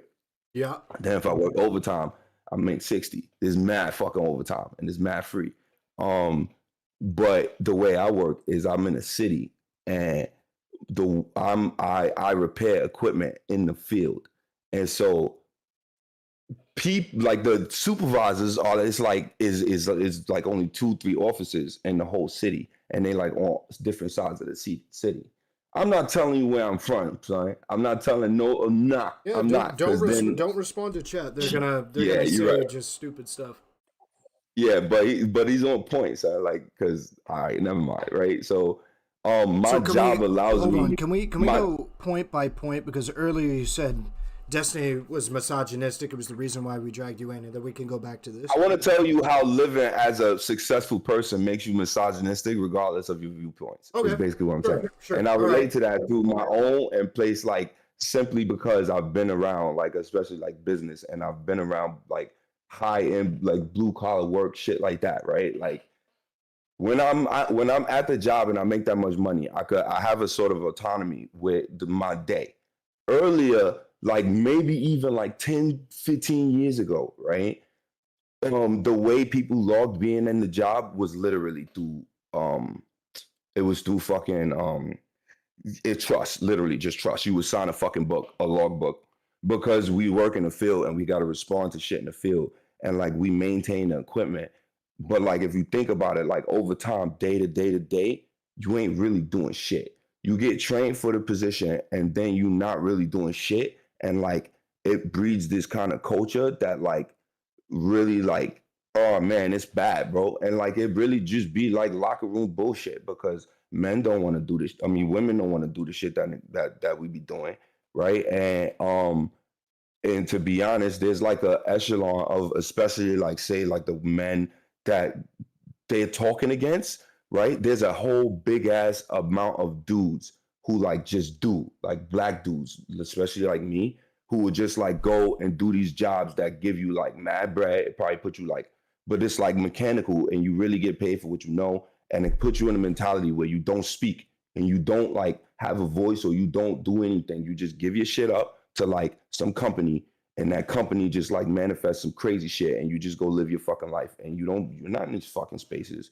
And you're not ever gonna be in these spaces because why? Because you're not gonna hear from these people because they too busy out there just doing it. And like in the systems that they have, like for me, like I said, it gave me a level of autonomy where I could literally just like go to sleep majority of the day. I could master whatever I'm doing, as in repairing the equipment, take ownership over the equipment to the point where I systematically have the shit like not fucking up when I don't want it, and I could like tailor my life around it. So for example, if I got 2 pieces of equipment that take this amount of time, contractually, because of my title, I can actually manipulate it or repair that equipment, or like, you know, because everything is generally dilapidated and not logged, right? Okay, so I understand. So I feel like you're explaining to me a lot your job, and that it doesn't, a lot of women don't want to do it.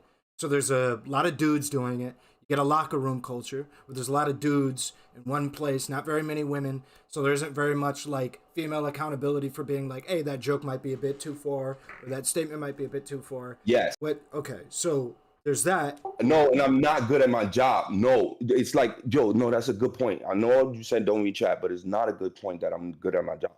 The job you don't need. It's actually, if I'm good at my job, I actually get in trouble, right? Like I'm good at manipulating. I know there's a lot of places where they very much frown on you doing your job efficiently, because it then reflects poorly on the other workers who don't do their jobs efficiently.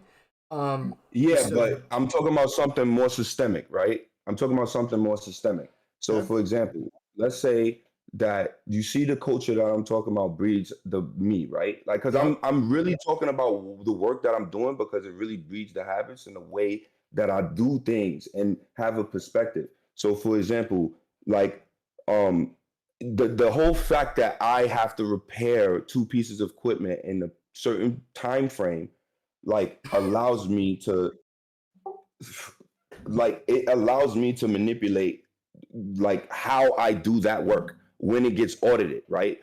The longer like yeah, exactly. Not it's not contracting. It's like because the job is the one who's taken into account. So for example, if I repair 4 pieces of work when contractually I only could repair 2, then they can actually hold me depending on if I did anything like that was like out of line or like out of locker room talk. They could hold me to the fact that I was doing that. So for example, there's people at my job who generally like Russian dudes who really like working mad hard, right? And like the Russian dudes really be trying to repair as much fucking shit as possible, right? Yeah. And you can't do that though because like yeah, like you said, it makes everybody else accountable. Like, why weren't you able to do that? But at the same time, it makes the company accountable because they were supposed to like contract, like they actually have regulation that's federally mandated to make sure that the shit gets done a certain way. And if they know that you did it like in the way that they normally expect you to do it, then like there's no way you would have did that. There's no way, right? And so what you're really doing is revealing the culture if you sit there and you do 4 pieces of equipment when in reality everybody that even the management expect to only do 2 pieces of equipment, like they would throw you under the bus. They would be like, yo, How's that this, dude is actually just logging more shit. How is right? this relevant Regardless, to misogyny? Can you bring this back around to me? it's all right, because remember, like what I'm saying is that these dudes, you think about those Russian dudes. Those Russian dudes are really, they ethically sound people. They really want to do work. But what they end up doing is add toxicity into the actual space that they're in, right? Like these dudes are working mad hard and they really do care, but that doesn't adhere to the system that was built around them. So they actually get ostracized and they add bad faith and bad shit into the system, right? And like literally, these guys are just chilling, and they like if you have one of those like blue collar Russian working dudes, they really just want to get the work done and get as much done and provide for the system and be chill. But like they can't say anything because they're governed strictly by company money and stuff. What I'm saying is that instead of like company like mandated shit and like actual contractual shit, Destiny has like a narrative, like an actual, it's a streaming show, right? And like, even though they're real and even though that's the way they live, he's slotting people in because that's just the way they are, right? And like, they have different like dynamics. He even said it himself. He's like, it's real. Like, he's not fake. Nobody, nothing they're doing is fake, but it's just that he's playing with social dynamics and like putting on the actual show. And I'm saying that for him, in order to manage that, you do become one of those people who become divorced from the process. You do become a 1%er. And like, he's now, when he pivots, what do you mean? All right, yeah, you know what I'm talking about. Now, when he tries to pivot to like what he's trying to pivot to is a media, like what I'm saying is he's trying to be a media conglomerate. Yeah, he wants to make a media company and be this ultra charitable, ultra like altruistic person, right? He don't want to be the streamer no more. He can't stand it because he's a fucking white 1%er man, and he can't fucking his intellectual conversations. What do you mean? He is a streamer. What do you mean? Yeah, but he's tired of it, bro. He wants to do something else. He's pivoting his life, a career. That's why he's breathing more people around. He wants to make a media company. That's why he's bringing talent around him and he's vetting the way that they're interacting with each other, right? And like he's getting characters and he's looking for a diverse set of people to platform. Like you don't see. I feel like he's just doing this for content and as well as just to have fun with people around him. There's nothing wrong with that. There's nothing wrong with that. Well, no, sure, what I'm saying is I feel like that's it. I don't feel like it's any deeper than that. It's not for him, but not for the. It's not his shit. the world ain't your shit. It's never your shit. It's society. It's what the fuck the narrative out here is. If you got a bubble that might put you into something that you think you're gonna be, it's only gonna be sustained for as long as society don't tear that shit down.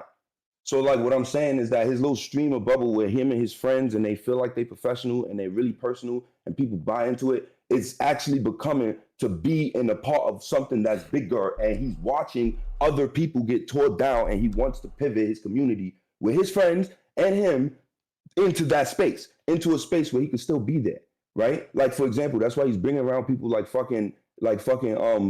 tier God and shit, and he's talking about why low tier God fucking career, how his career is pivoted and how it got torn down because of these other fucking people. And like he's fucking even Mr. Girl, he's like, oh, he's like the content that Mr. Girl makes, blah blah blah blah. It's like mad fucking it like when Destiny actually gets emotional and he's talking about the direction he's taking the people around him, right? And when he's talking about the the people he's bringing around, like low tier God and shit like that, he's like, okay, I'm seeing that these people they're from a bygone era that I wanted to be a streamer in, and he really just rather be like there with panels and stuff. But what he did was untenable because he doesn't know how to select for humans.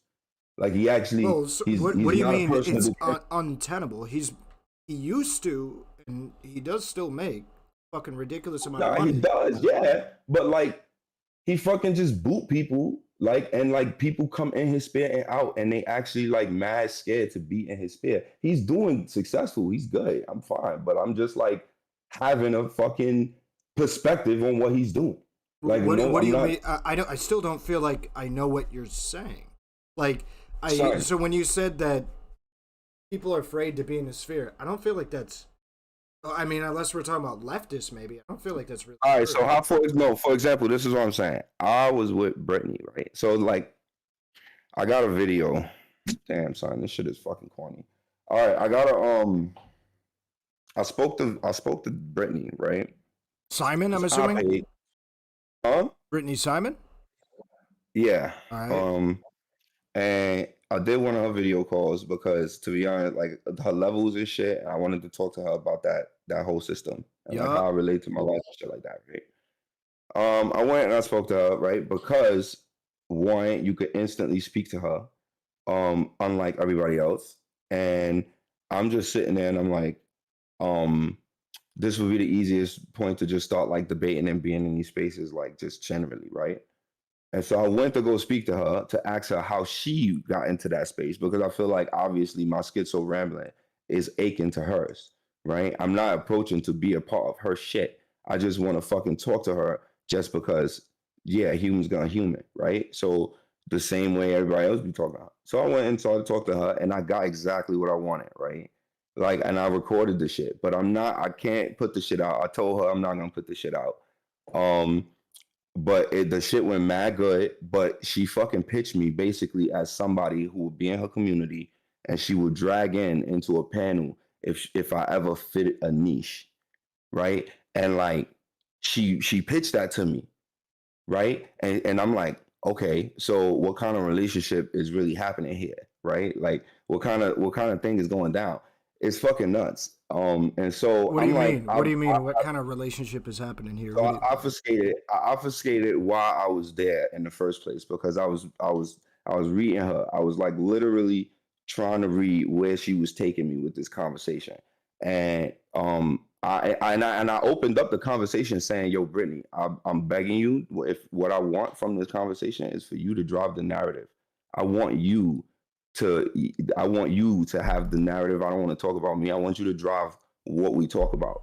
And by the time I realized that she was trying to slot me in to be like a black, because I was on camera and she seen I was attractive. She said, oh, you got your mic set up. Your apartment's nice. Like, what are you bringing into this space? And she started asking me these kind of questions. I'm like, what the fuck, bro? Like I'm not, like, nigga, I don't got shit, right? I'm just some fucking black dude, nigga. I just came out the tunnel. Like, I don't even know what I'm hearing right now. And like, so I'm like, oh, I don't envision anything in the space. I just like this. And I started like kind of putting on this schizo, like manifesto, son, shit. And so then she's like, yeah, I imagine you getting into the space this way, and I have fun. And to be honest, we went 30 minutes over the talk time that I fucking bought. And she was like, oh, I gotta get out because the guys coming and shit. And like, yo, bro, she's filling me out with small talk, yeah. But like I said, it's what happened was after that, I actually messaged her because I schizo donated, right? I schizo donated to Destiny, and I got like, the fucking, niggas out here, they know that I fucking schizo donate, right? Like they like, yo, that's schizo donator, right? All I really did it for like to see where I could drive this fucking narrative, right? And I was talking to fucking Wait, Brittany so hold on. about my ability to manifest my narrative. Brittany's like she herself is like confident in me saying I'm a 5 and that I'm fucking driving some narrative, right? What is being a 5 mean to you? To me, it don't mean shit to me. I don't give a fuck what the fuck she talking about. Okay, so then like what is this narrative you're trying to put? It's whatever they're saying. I just listen to what the fuck they're saying, and I just like present myself away, see the reactions, and just gauge whatever they fucking doing. So like, what if, for example, I'm schizo posting, I got banned completely, and then even Destiny responded to me like twice, and he's sitting there calling me fucking schizo, and then I go to Brittany, and she says that I'm having some schizophrenic parasocial relationship, and then I see Destiny on stream berating his orbiters with notions of George Orwell and how his like fucking 1984 is a fucking is about double speak and fucking controlling the narrative. And Destiny literally don't let these niggas say parasocial. He doesn't let these niggas talk about abuse. He doesn't let these niggas talk about a whole bunch of shit. So you don't think I could get in Destiny's Discord right now and talk about abuse? What do you mean? Yeah, you can. Sure, why not? So then what do you mean? He doesn't let people talk about abuse. He doesn't let the people that actually have influence do it, bro. Like who? He's controlling the narrative. It's fine to let things happen. Like who? The words are there. Of course, we're talking about it, but you want me to clip instances of him like, yo, if you say parasocial, fuck out of here. Wait, but those are like chatters. So when you say he doesn't let somebody of like reputation go in there, like if ABBA goes in there, he can absolutely talk about abuse. He can talk about parasocial. Yeah, but he's not gonna use. ABBA's not gonna use parasocial, bro. He's not talking. And then when he does it privately. He doesn't stand for the point of having it. They always drive the narrative in one direction. If you talk about parasocial, it's about how it's negative and how there's nothing good from having a parasocial relationship. Yeah, like that's it. Parasocial relationships aren't good. Disagree with that? What the fuck? What is good or bad, nigga? Like what? Why you even get to say that? Why is that coming out of my screen? Like I don't. Like my whole thing is just basically what I'm saying is like to control the narrative. You can have perspectives. You can have perspectives. Mr. Girl is talking about people coming in having those perspectives and having a long conversation.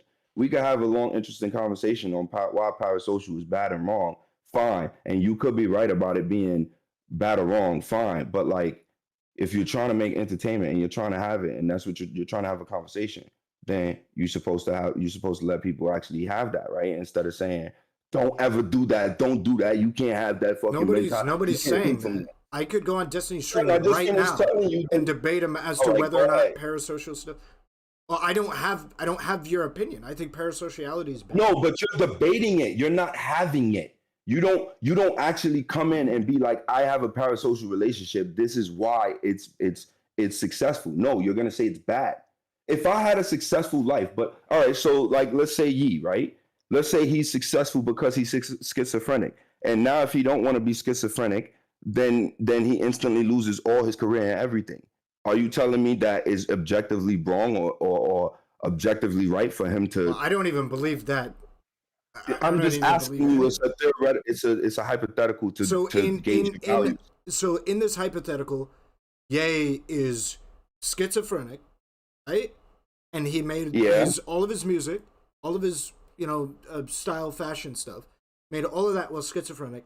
And if he's not schizophrenic, then he loses all of that? No, if he stops being, like if he's actually schizophrenic and then he stops taking his like I said, because like you said, he got to take his meds, he got to be a certain way.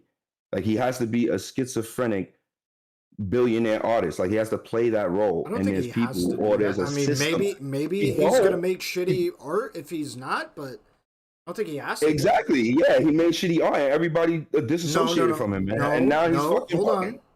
There is no, so in your hypothetical, we have no established, because we can't use the real world example because we don't know if he's Okay, so let's schizophrenic. build it. Yeah, you're right. You're absolutely right. You're absolutely right. But So I'm in the taking for you. hypothetical you're engaging me with, which is that he was schizophrenic and he made really good stuff, it's not necessary that if he's no longer schizophrenic that he's going to make bad stuff. Maybe he could make better stuff. We don't know. But there's a reason why I'm saying and started off with Yee, because we could have started off with an arbitrary human. I used him because his actual persona and his character, like who he's associated with, how he's connected, is Yee. So when I start off with that, I'm also associating those connections. Like I'm actually giving, like, say him and his fucking Adidas connection and all that shit, and how he fucking with Gap and all of those things, right? They are part of his identity, right? And so that's what I'm saying. Yeah. So when I start off with that and I'm saying he's changing into something different, I'm saying that like I don't want to, you're right. I don't want to I shouldn't give for granted that he's in a system that's already contributing to him in a way that's not him, right? In a way that, but so for him to exist as Kanye and to have all of that money and influence, he has to, in his reality, or what he's saying as a narrative, be a schizophrenic person on meds. Not saying that like that's the narrative, right? This is an example, right? And so if in order for him not to be that, he literally will have to like stop being schizophrenic. Like even. So are you saying people that get famous one way that might be a negative towards their health or their life or social development, people who get famous or get popular off the basis or in conjunction with that will often have a negative incentive to get better as a result of their fame that is connected with that? Yes, fucking yes. And that's generally born out of like coming from poverty and coming from a high level of understanding, like of like economics and fucking money and all of that kind of shit. Like literally 1% shit. This is what I was talking about. Like, but yeah, you're absolutely right. Like that's what I'm pointing at. And I'm not saying that the system itself or like majority of people operate like that or like is any malicious intent. I'm just saying that like when you become that kind of person, no matter what you're like representing, the system that you're fighting is still that, and you gotta manifest that and be that to be in that space. You know what I'm saying? And so, no, I don't think you. I know you. No, I think you do if you want to like not take a risk, but I think you can change and take a risk. Like yeah, exactly. I believe so. I believe Ye can take his meds, can properly engage with psychiatry, and I think he could still be one of the most famous men in history. I don't think people are gonna forget about Ye because even if he stops making music, he's still a very influential man that people look up to as a like role model. Maybe not as much anymore, but I think that will and is the case. Will be and is the case. I agree. I honestly agree. I absolutely agree. And like my whole thing is just, but at the same time, like all right, so I agree, but he is like, that's your side, right? Like it's still up in the air because like I said, like he has to change and he did change, but like he had to realize who he was and he had to be there and then change. And that's what I mean by pivoting. So like when I'm saying I'm seeing Destiny pivot, that's kind of what I'm seeing. I'm seeing his internal conflict coming up in the way that he's projecting himself, but he doesn't really want to because he's trying to stay on the side and he's trying to like platform other people instead. I mean, like for the majority of like his media influence, at least. Like how's that a pivot? Him platforming other people? Because that's like the basis of his life, right? Like that's where his money coming from. That's where he like in a while, like he's going to stop streaming, bro. Like he's gonna like. You think Destiny is gonna stop streaming soon? he doesn't have to soon, but he's gonna stop needing to at all 100%. And plus what he's saying and doing, because he was talking about being president. He's still like, come on, bro. He can't stream for his fucking whole life, bro. He's a fucking bro. He got a plan for when he's 60, bro. Obviously, he's not exactly stream he's for the fucking rest planning for when he's mad old, bro. I don't see that as like a pivot. That's just like him realizing that at some point his career will come to an end. Yes, exactly. But what do you mean? That is a pivot. Like he's planning for it. He's doing it. I'm not like, all right, like I'm not saying so he did maybe we're having a disconnect on what pivot means. Yeah, I think so.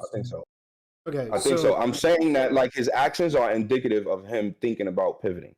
Like, and the people that he's bringing around is like he's trying to foresee something, and like he's actually changing. Like he's bringing around the people who are seeing things change. He's bringing around things that he relates to see things change, and he's seeing people like Sneeko and all these other people who don't want, like, who's getting famous like really fast in a space, but they're not like actually understanding why there's an acceleration and why there's actually a pivot in the narrative in general. And by example, I'm just talking about during like COVID and during like people being inside, and generally people are behaving differently, and like they're absorbing media differently, and like they're paying attention to different shit. And like I said, that's what we talking about it. He's like, yo, even though like he generally disagrees, or like people that he bring on the panels are not on his level, he's invested in it because the views are up, and he's growing, and people around him are growing. So he's doing it. He's appreciating that. But what I'm saying is, like, when I call him out on certain things, I'm just saying that I see it manifest in his life, and I'm just like calling that shit out. Like, for example, like him, being poly and his wife, and he like on the computer all day, but like what's wrong with that? Said a joke. There's nothing wrong with it. And he said a joke that he got messaged by his son, put Andrew Tate, right? And he's like, his son was like, Andrew, what is your opinion of Andrew Tate? He was like, oh, he's going, right? And I was like, that's a good joke. But then when I was going to schizo donating, Destiny actually went and alt tabbed and typed, yo, Evil EX is gonna fucking single-handedly fund Andrew's fucking college tuition. And I'm like, word, he trying to burn me? And so, like I said, so I fucking burn his ass. And I'm like, nigga, yeah, I do got to, because Andrew Tate gonna fucking fund his shit. Because you don't because you sit on the fucking game all day and you don't actually be a fucking parent. Like, and it's okay. Like, you can let your fucking child Wait, go. so your problem with Destiny is that you don't feel like he spends enough time with his kid? I have a problem with nothing. I don't have no perspective. I'm just responding, bro. Like, well, you're responding. You're responding in a way that you think will like either hurt him or impugn his character.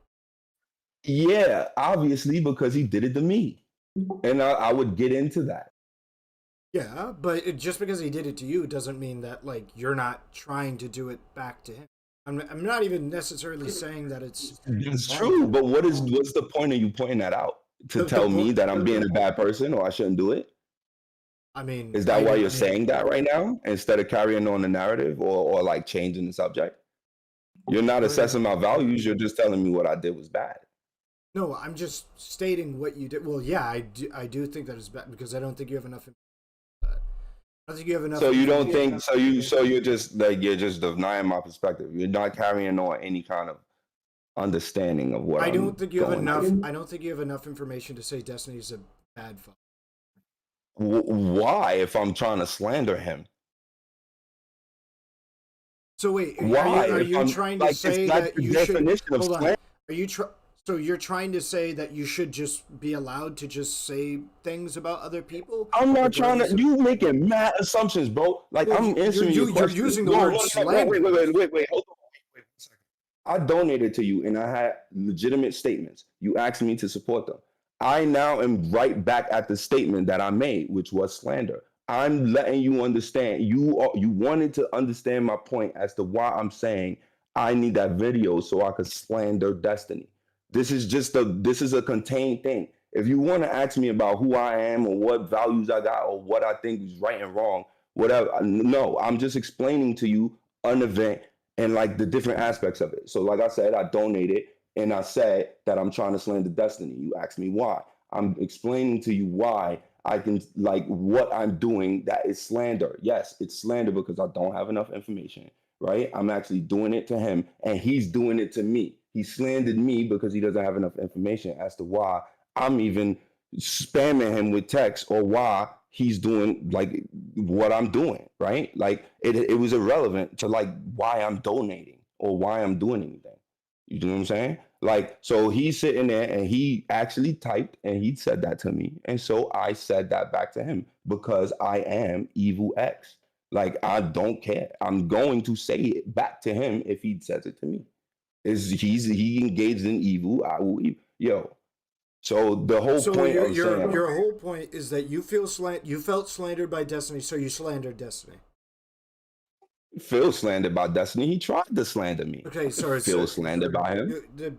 You just didn't want me to make judgments about your statements. You said you said specifically that this was how you felt and this was your headspace at the time. I tried to dig into whether or not this was consistent or the moral nature of what you were saying, because I don't think just because somebody slanders you should slander them back. I don't think that's right. Yeah, no, I agree with that. You can have that, but do I just because I agree with you, do I have to do that in my life? Yeah, I will lose integrity, but yeah. I will lose integrity, but that's still a choice I can make. Yeah, that right? is a choice you can make, but I would say we should probably lean towards integrity, right? Generally, Of course, but you think you could be integrity in all aspects of your life? Of course, that's a nice goal, bro. But when called out on moments where I lacked the integrity, I would say I'm wrong. So when I succumb to, I don't know, a emotional response, if I get short with somebody or I yell at somebody, when somebody addresses, was that a good thing? I'd be like, no, I shouldn't have done it. Hold on, you cut off. If somebody addresses me with a moment where I was short with somebody, if I was crass with somebody, or I just said something foolish, and somebody addresses it to me, I would tell them point blank that no, I was in the wrong. It was a mistake. All right. So after I did that, what now? Because I already told you that I was wrong, and I was I don't know about saying mistake, but I will say it's wrong. Oh, okay. Then, I mean, I don't really. You won't ever see me do it again, but I will never tell you that I shouldn't have did it, and I will own it, right? Like when I did it and I felt that way, I'll do it, and that's the only way I could really grow, right? Well, that's the only way I could really change. I mean, if you want to sit there and tell me that, sure, but like, it might be pretty different if you're just completely blocking me and like completely ostracizing me, right? Because that's basically what's happening with me in Destiny. Because I can't fucking talk because I'm schizo, and he personally slandered me. I'm not telling you need to repair the bridge with Destiny. I just wanted to know why you hated him, or you seemed to speak so lowly of him inside of my chat. Because I'm Evil X, and I have a target of enmity. Okay. Evil X, is there anything else you want to say briefly before we end this? Nah, son, but you're pretty fucking cool. I know you don't adhere to my morals, but if you ever like get out of the space where you have to judge whether or not things are right or wrong, and instead just talk about the actual like philosophy under it, I think we could have a better conversation. Because it's like it's literally just what's happening, and it doesn't really matter. It's just something that we could talk about, and we could like structure what we're actually considering, like in regards to like union and the job, and whether or not Brittany has a job, and whether or not Destiny is this and that. There's a whole narrative being happened and play that you can possibly be a part of, right? But it's just like you can talk about it, and instead of making quote unquote judgment calls on whether or not shit is right or wrong, or whether or not you should or shouldn't do it, you can just have proper boundaries, proper values established, and engage in that conflict. And that's literally what I do. And I can do it with impunity. I'm not bugged out, and I am regular chilling, and I got things together. And sure, doing it on the internet irresponsibly is definitely a problem, right? That's why I do it in a controlled way, and that's also why I throw money while I do it, right? I actually can't do it enough. Like I can't just go around slandering shit. I actually have a gated reason as to what I'm doing. Like I would never slander anybody if I didn't attach it to money, because if I do slander somebody, then I should suffer in my actual life, right? I should lose money, and I should because that money actually matters, and like I could only have a limited amount of time to do it. But if I do that, don't I get some power or perspective? Do I get some power or perspective to grow if I do So it that can I way? address something that you said pretty much at the start of that, and then we can kind of resolve it here? End it there. Yeah, you can. Yeah, okay. So at the beginning of this, you said that, like, if I was less concerned with what was right and wrong and more concerned with just having a conversation between two people, maybe we could come to a better understanding. I think what is very important in conversations like this is what is right and wrong. I am going to primarily be concerned with that, because I can understand people's perspective to want to do things. I understand when you get slandered, wanting to slander another person. That's human. Makes sense. It's a human move to respond, trying to like. But I think whether or not it's human or whether or not it's understandable is kind of inconsequential if you're trying to talk about the way we ought do things. I think the way we ought do things kind of just, that's a more interesting conversation for me than just like, oh, well, like, I understand why you do things. Because I understand why a lot of people do a lot of that's what's up. So yeah, that's what's up. That's what's up. And like, yeah, just quick, it's just epistemology for me, son. Like that's the shit that I care about. Okay. And that's like, it is the question of why. So, and like literally right now, engaging negatively is the best kind of way to get a narrative started about why anyone is doing something a certain way. And that's kind of like how I'm carrying myself. Like, so the conversation I'm trying to have is like of why. And yeah, you're right. Like what you want to talk about is not what I'm trying to, or like what I'm actually at talking about. Like it's kind of difficult actually for me to talk about, whether or not something is right or wrong, right? Like Sure. I just have an actual structure of life that prevents me from behaving a certain way, like having values and morals and understandings and boundaries. Okay.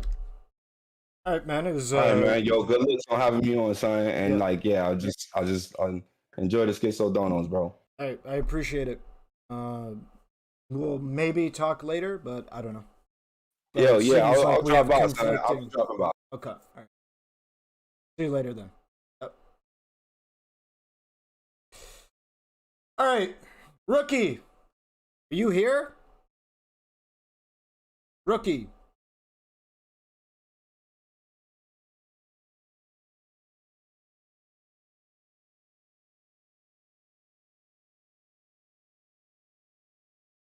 Hello. Hello, can you hear me? Yeah, what's up? Hey, so I mean, I did not have no plans to be online, but I had a couple issues with like Annalise and also some things that Destiny did wrong within the debate. But I don't know how far you are in the. I'm not very deep into it. Do you want to just go over because I feel like I pretty heavily disagree. Actually, let's change things up a bit. What's the issue with Annalise that you have?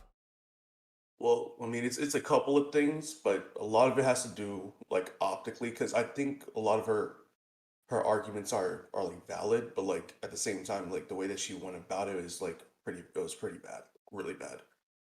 Like Okay. when coming into the conversation, she had like a similar like energy or like vibe as like a Lab or like a Sneeko, where like they may feel strongly about a conversation, but the way that they go about it, the chat will like immediately take what they're like saying, and it would be like pretty negative for the most part. Okay.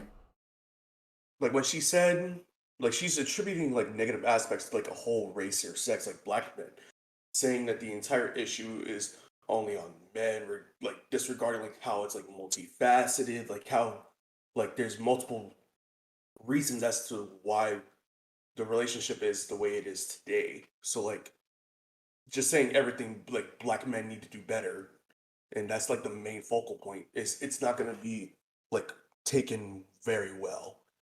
Like Okay.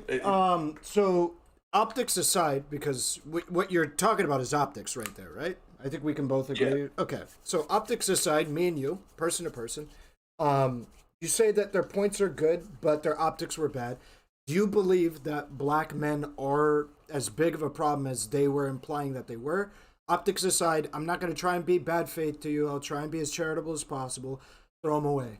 Do you think black men do you agree with their points about black men? It's yes and no in a certain sense where there's certain things that we would have to be responsible for. Okay. But at the same time, I do understand that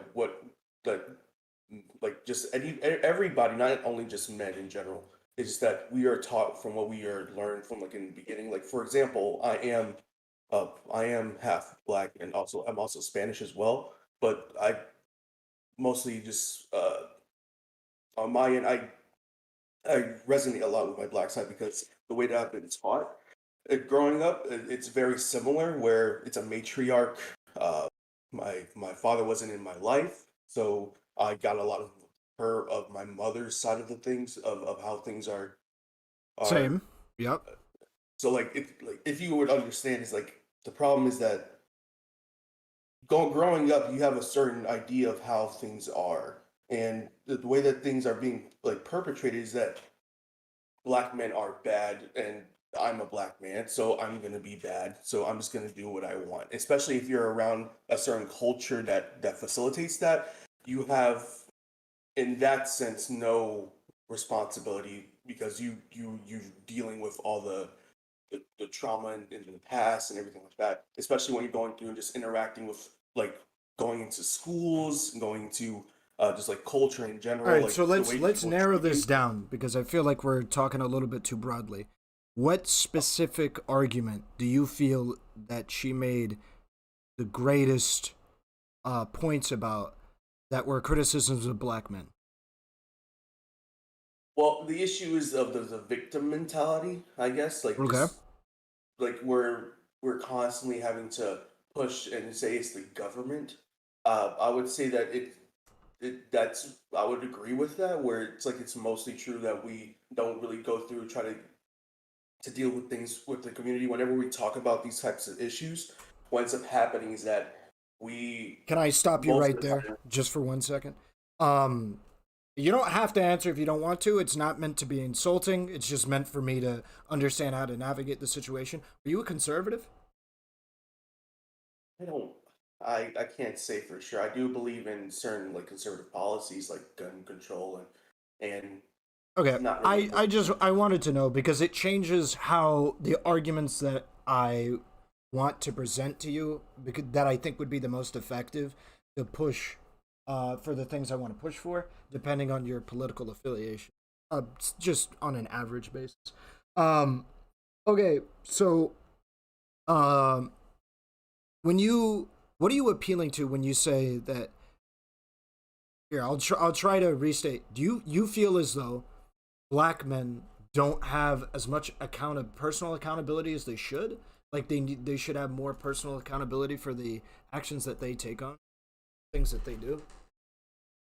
I think on an individual level, yes. However, in a community level, it's a two-pronged kind of issue where overall the community should focus on things that would benefit mostly towards the next generation. However, individually, like it has to be taking responsibility for the things that are happening around you for the most part. And I think that when we're talking about these conversations with like other races or people, is that a lot of the time we talk about more of just like a broad general sense instead of individual. What are we pushing for? What's being mentioned in like social, like like Instagram stuff like that. What's being pushed as as our image? Because I think later on in the actual conversation they talk about this, where we're just not only individuals. Like we always have like two different like consciousness where we talk about how we perceive ourselves as well as how they perceive us. Where we like as like a famous black person has to represent all black people. So like when it comes down to that stuff, the issue that comes about is that when we talk about these issues, it's always their fault instead of our fault when we talk about things like this, and it's very like sensitive. So no other race can really talk about these types of Okay, issues. So so I feel like we're getting a little bit too broad. Give me something okay. tangible. What should black men take more personal accountability for that they are not? I would say when it comes down to it, it's just like the circumstances that are around them for the most part. So making sure that not only their family is good and where financially as well as just having a good social uh, background. It's the problem is that a lot of the most wealthy or successful people usually move out of those areas, and for good reason for certain parts. Because I don't know if you know about with like the Nipsey Hussle situation where he was still within his community. However, he died due to the certain circumstances. But the problem is that a lot of the wealthy and successful people usually move out of their areas and not really try to uh, fix with their community themselves, like doing like actionable steps that are individually like between like the mayor. So your like prescription would be that they stay inside of those areas? I would say they would have to at least work within those areas and try to see if they can make things better for the future generation. Yes. Why is that So their similar to like responsibility just because they were growing up? because if I mean it's not really their responsibility, but I would say if you want to have the So best benefit for the I future, I that's I what agree, matters. but that's our responsibility as a country. Then. So if it isn't their responsibility because they were just born inside of a neighborhood that they aren't tied financially to that neighborhood, especially one neighborhood that probably you're an affluent black person that comes from like, but assuming we could both appeal to in your hypothetical ghetto, um, that neighborhood was probably actively fighting you becoming affluent. So the idea that you would have some kind of financial obligation to that area is kind of bizarre. And but it seems like you already made the argument that you don't have a so the individual Well, doesn't have the financial. So where is the individual black man's accountability? the individual becomes responsible for it once they become a certain status or be able to affect change in a widespread Okay. like a part of like a community, as well as I think it can be both where we can push for both. It's just that we don't talk about both. Okay, sure. Where So government comes in as well as the individual can be able to work. If we can do it on both ends, it should be able to work well, I so I guess. can agree with you, and this is something where I shake hands a lot with conservatives on. It's part of the reason why Mm, I asked you if you were I can shake hands mm, with the conservatives a lot on the idea of personal responsibility. Nobody really talking about it in media or anything. Um, mhm. because it's kind of, well, in general, it's kind of a weird thing to do because personal accountability is person to person.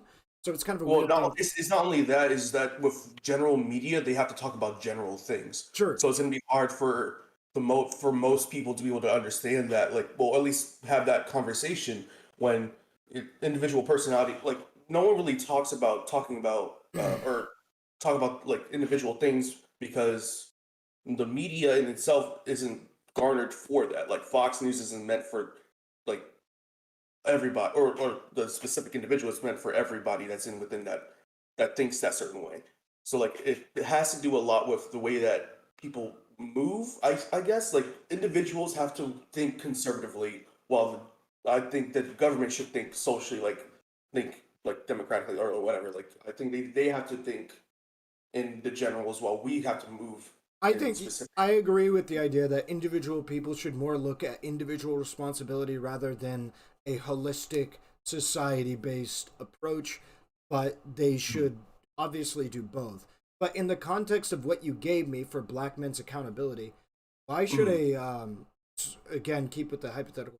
Why should a black man who grew up in a ghetto that actively fought him to get to the place that he is in society? Why would he be more financially obligated to seek or to seek the improvement of that neighborhood of that area than I, as somebody who might have grown up on the other side of the country? Well, not only is there, as you know, there's still several ties you have within that specific area. Like unless you're just completely just cut off everybody that lives in that specific like community, you still would have to deal with the people that still live there, as well as not only that, you would have a better understanding of that community if there's like multiple people that are similar like you who have no real options to be able to do that. You want to make the opportunities better for people in the future. Sure, but that sounds like a good thing that people would do. Why do I have the obligation to do that more so than somebody who didn't grow up?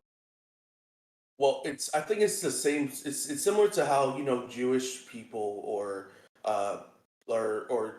Chinese people, or like when everybody moves into groups, they usually come into have their own area and they work within that area. I think that's something that is lost in the Black community, where we don't have a sense of camaraderie, where everybody's usually there for themselves, and has to have other races come in to be able to help them out. Okay, so an issue that I have with that is how are you determining this, and in what way, what evidence could I provide you that this isn't the case? So, like, let's say I could show you that actually Black people support Black-owned businesses disproportionately to any other racial group. Would that disprove your own personal accountability argument against Black people? I would say yes and no, where like I am speaking in broad terms, so it's going to be hard to have like specific examples. I was not prepared at all for this, but the thing I would say is that yes, while they do support Black-owned businesses, that doesn't equate to how the community at large is being supported. Like for example, education. I would say if you support like the education in those areas, like there's a lot of problems. Like like I don't know if you know this, but like nowadays, kids in certain areas have access to schools. Like certain schools have access to technology that be able to help them be able to move further along in their education compared to other schools. Of course. So like private education as well as just the general education. I think that if there's any sort of information that proves that Black-owned people or people who are within that community support that more, like if there's like some sort of fundraisers or something like that, I think that would more prove me wrong. I think because Black-owned businesses isn't exactly a end all be all for the community, I would say. Okay, so what about Black people being the overwhelming group? I think the most reliable voting bloc for Democrats out of any racial group in America. Democrats being the most reliable voting group, like political group, for social welfare and social benefits. Black people are the racial group with the highest likelihood to vote for politicians that benefit the social circumstances that they. Oh, I'm sorry. I'm having difficulty hearing you. Could you repeat that? Sure.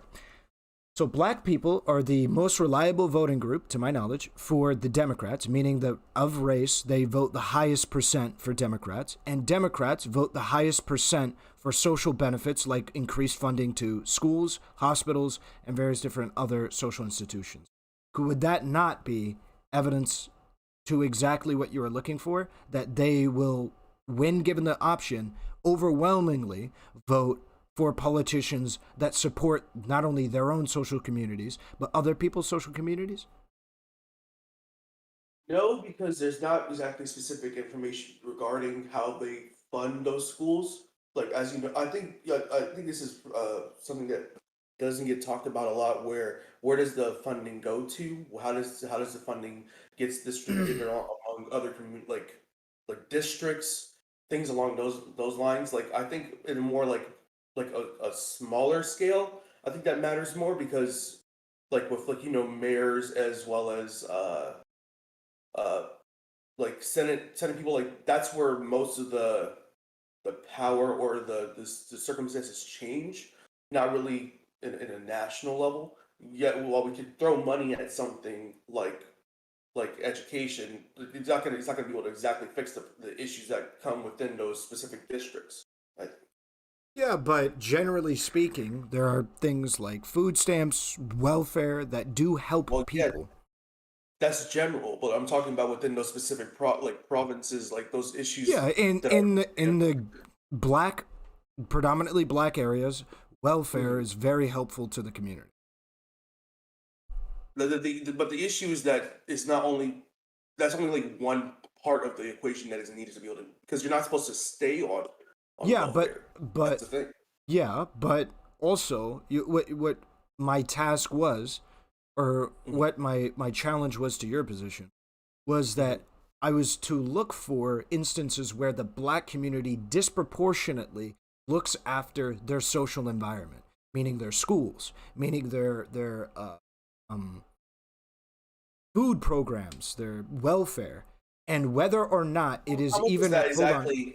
whether or not it is under question the efficacy of said systems. Black people are clearly disproportionately trying to improve those social circumstances because that's what they disproportionately vote for. So black people will disproportionately vote for things that improve their social circumstances, and give them like a social safety net. But and it's regardless. It doesn't matter whether or not it's super effective. We could agree or disagree on whether or not it's effective. Their intention is to improve social circumstances, which was my task to find, is if black people are setting out to. Okay, that's fair. I was more just like the effectiveness. I Okay, guess of well, the actions, but that's fair. So you could say that black people are not as effective as other communities at socially mobilizing themselves economically. And I would probably agree with you, but I would say that's primarily due to their socioeconomic status. Yeah, I guess I would say that the reason why I agreed with her for the most part is because not agree with her entirely. Like I would say. Yeah, that, I know. We're just talking about the agreements that you have with her. We haven't gotten into any disagreements. Yeah, I would say I would mostly disagree with Okay. Annalise. But the issues that I mostly had with her is that no one's going to be able to properly like attribute or understand or listen to her when she comes in a certain way. That's all I was going to say about her Well, situation. yeah, obviously the optics of her shit was terrible. Sounded like she was like a. Well, I mean, at the same time, we are still talking about her. So is it really that bad? I guess. Like, Yeah, no. I mean, we could stay talking about somebody for a very long time that has terrible optics.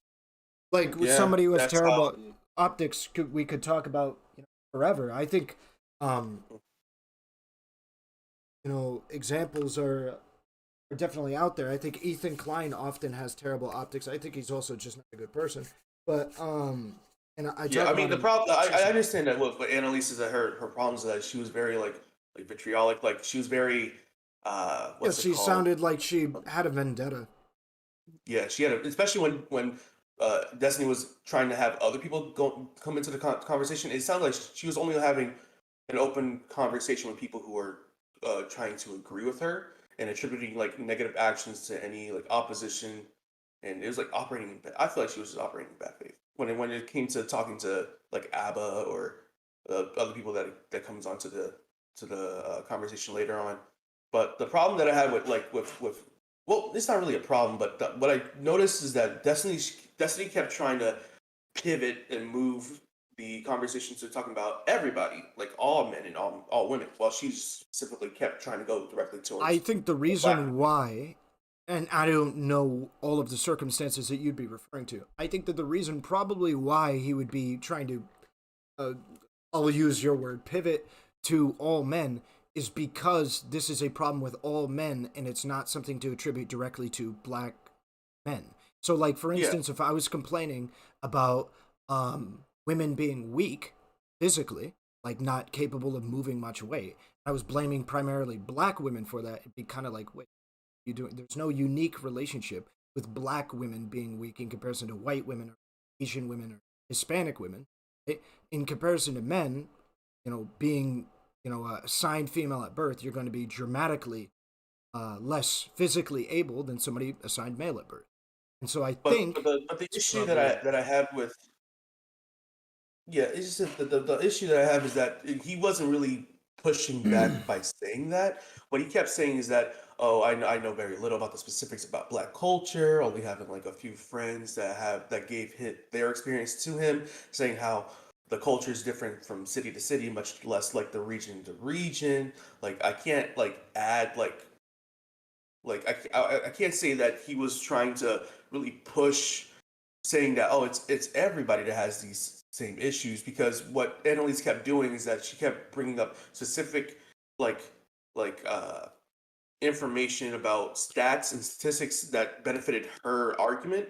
So Destiny couldn't really refute that information because he didn't he she I think she spammed him with specific like uh information that he was like, okay, yeah, I can't recognize whether or not it's wrong or not, so I'm just gonna take it to your word that you're right. So when it came down to that, it looked like Annalise was very much right, because there was no real pushback coming like against her own views. I don't know. I'd have to see the specific moment you're talking about. Yeah, I don't know. I think I don't. I guess later on I would have more of a conversation about this. It's just that I don't know how far you are exactly in the debate, but yeah, appreciate talking to you. All right, it was good having you on. Possibly talk to you later. Yeah. Yeah, I think I'll come back with a bit more information. Okay. With us more specifics, but yeah, you take care. All right. Bye. Bye. Woo. How's Andy? Back at it again. I hear you now. Okay, go ahead. Okay, I don't like disagreeing with you, Stephen, because I really do like you. But You I can disagree with anything I've said. It's fine. You're not gonna hurt my feelings. I promise. Go ahead. No, it's not about my feelings. It's more for me. Okay. So I agree.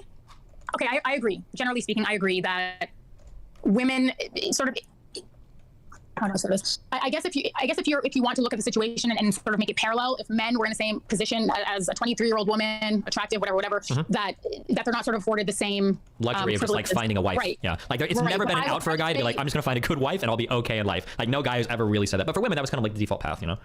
Yeah, that was a baseline, but I would say that was a baseline that was, again, sort of socialized into women by men. Sure, but you have to move. Yeah, that is true. I'm not going to fight with you over like the patriarchy. I'm not going to disagree with any of that. That is true, but it's not relevant. Like that's not a good enough answer anymore, because now we're dealing with like the ramifications and the fallout of all of that, and now we need answers for what to do now, right? I think that's the issue. Well, the patriarchy, it's obviously still exists. It does, but the issue is that, so here's the thing about the patriarchy that feminists used to talk about and they don't anymore, and no red pillar will talk about it because they're stupid and they hate talking about patriarchy, but patriarchy gives benefits and negatives to men and women, right? Right. Yeah, Agreed. in some cases, yeah, women benefited under patriarchy, in a lot of cases they suffered. In a lot of cases, men benefited from patriarchy, but in a lot of ways they also suffered. So men are starting to lose a lot of the benefits of patriarchy, right? One of those benefits was you're the sole earner, and that gives you a lot of leverage over finding women and controlling your relationships, because she doesn't have any money, right? I'm the sole earner. She's got it. Yeah, I'm the master, literally. But women have stepped into the traditionally masculine roles, but men haven't learned like all of the socialization games and all of the ways to relate to one another in the ways that women had. So women are starting to, in some ways, patriarchy, we can argue, still exists. Women are just benefiting now from things that used to only benefit men, but men are still suffering all of the weird like emotional robbing and all of the inability to housekeep and everything that that men have always suffered under, but now they don't have the leverage of being the sole earners.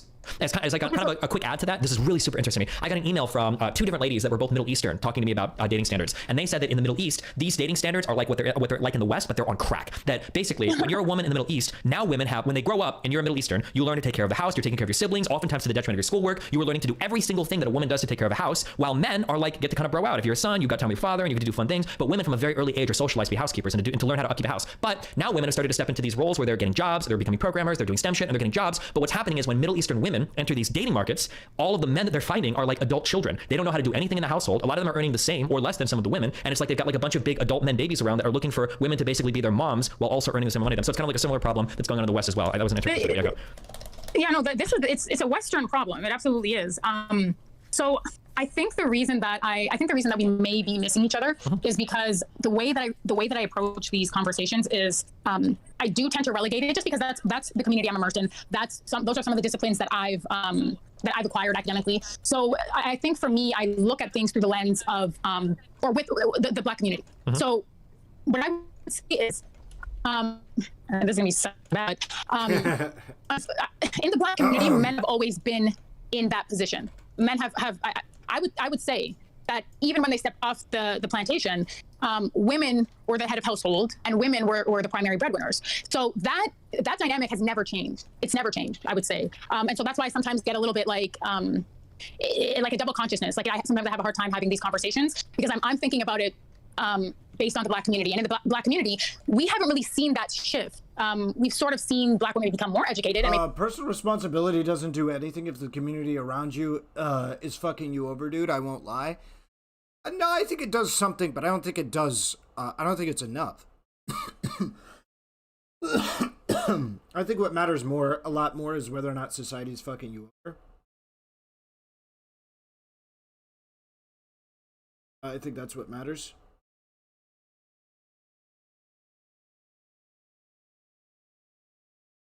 More?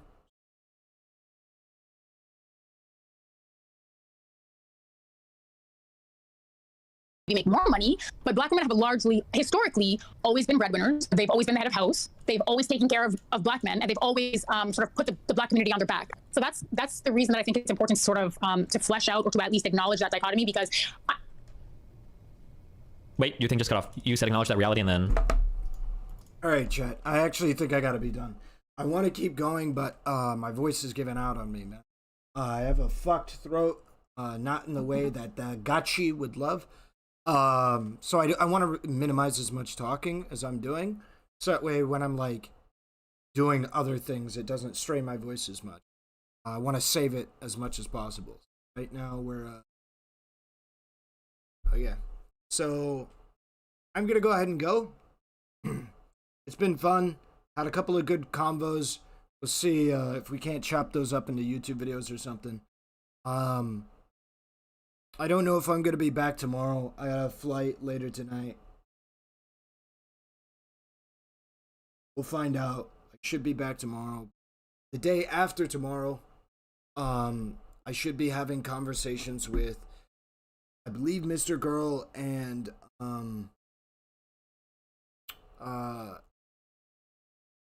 Lavloon. So we'll see how those goes. Hopefully my voice is a little bit better. Yeah, hopefully my voice is a little bit better after that point. So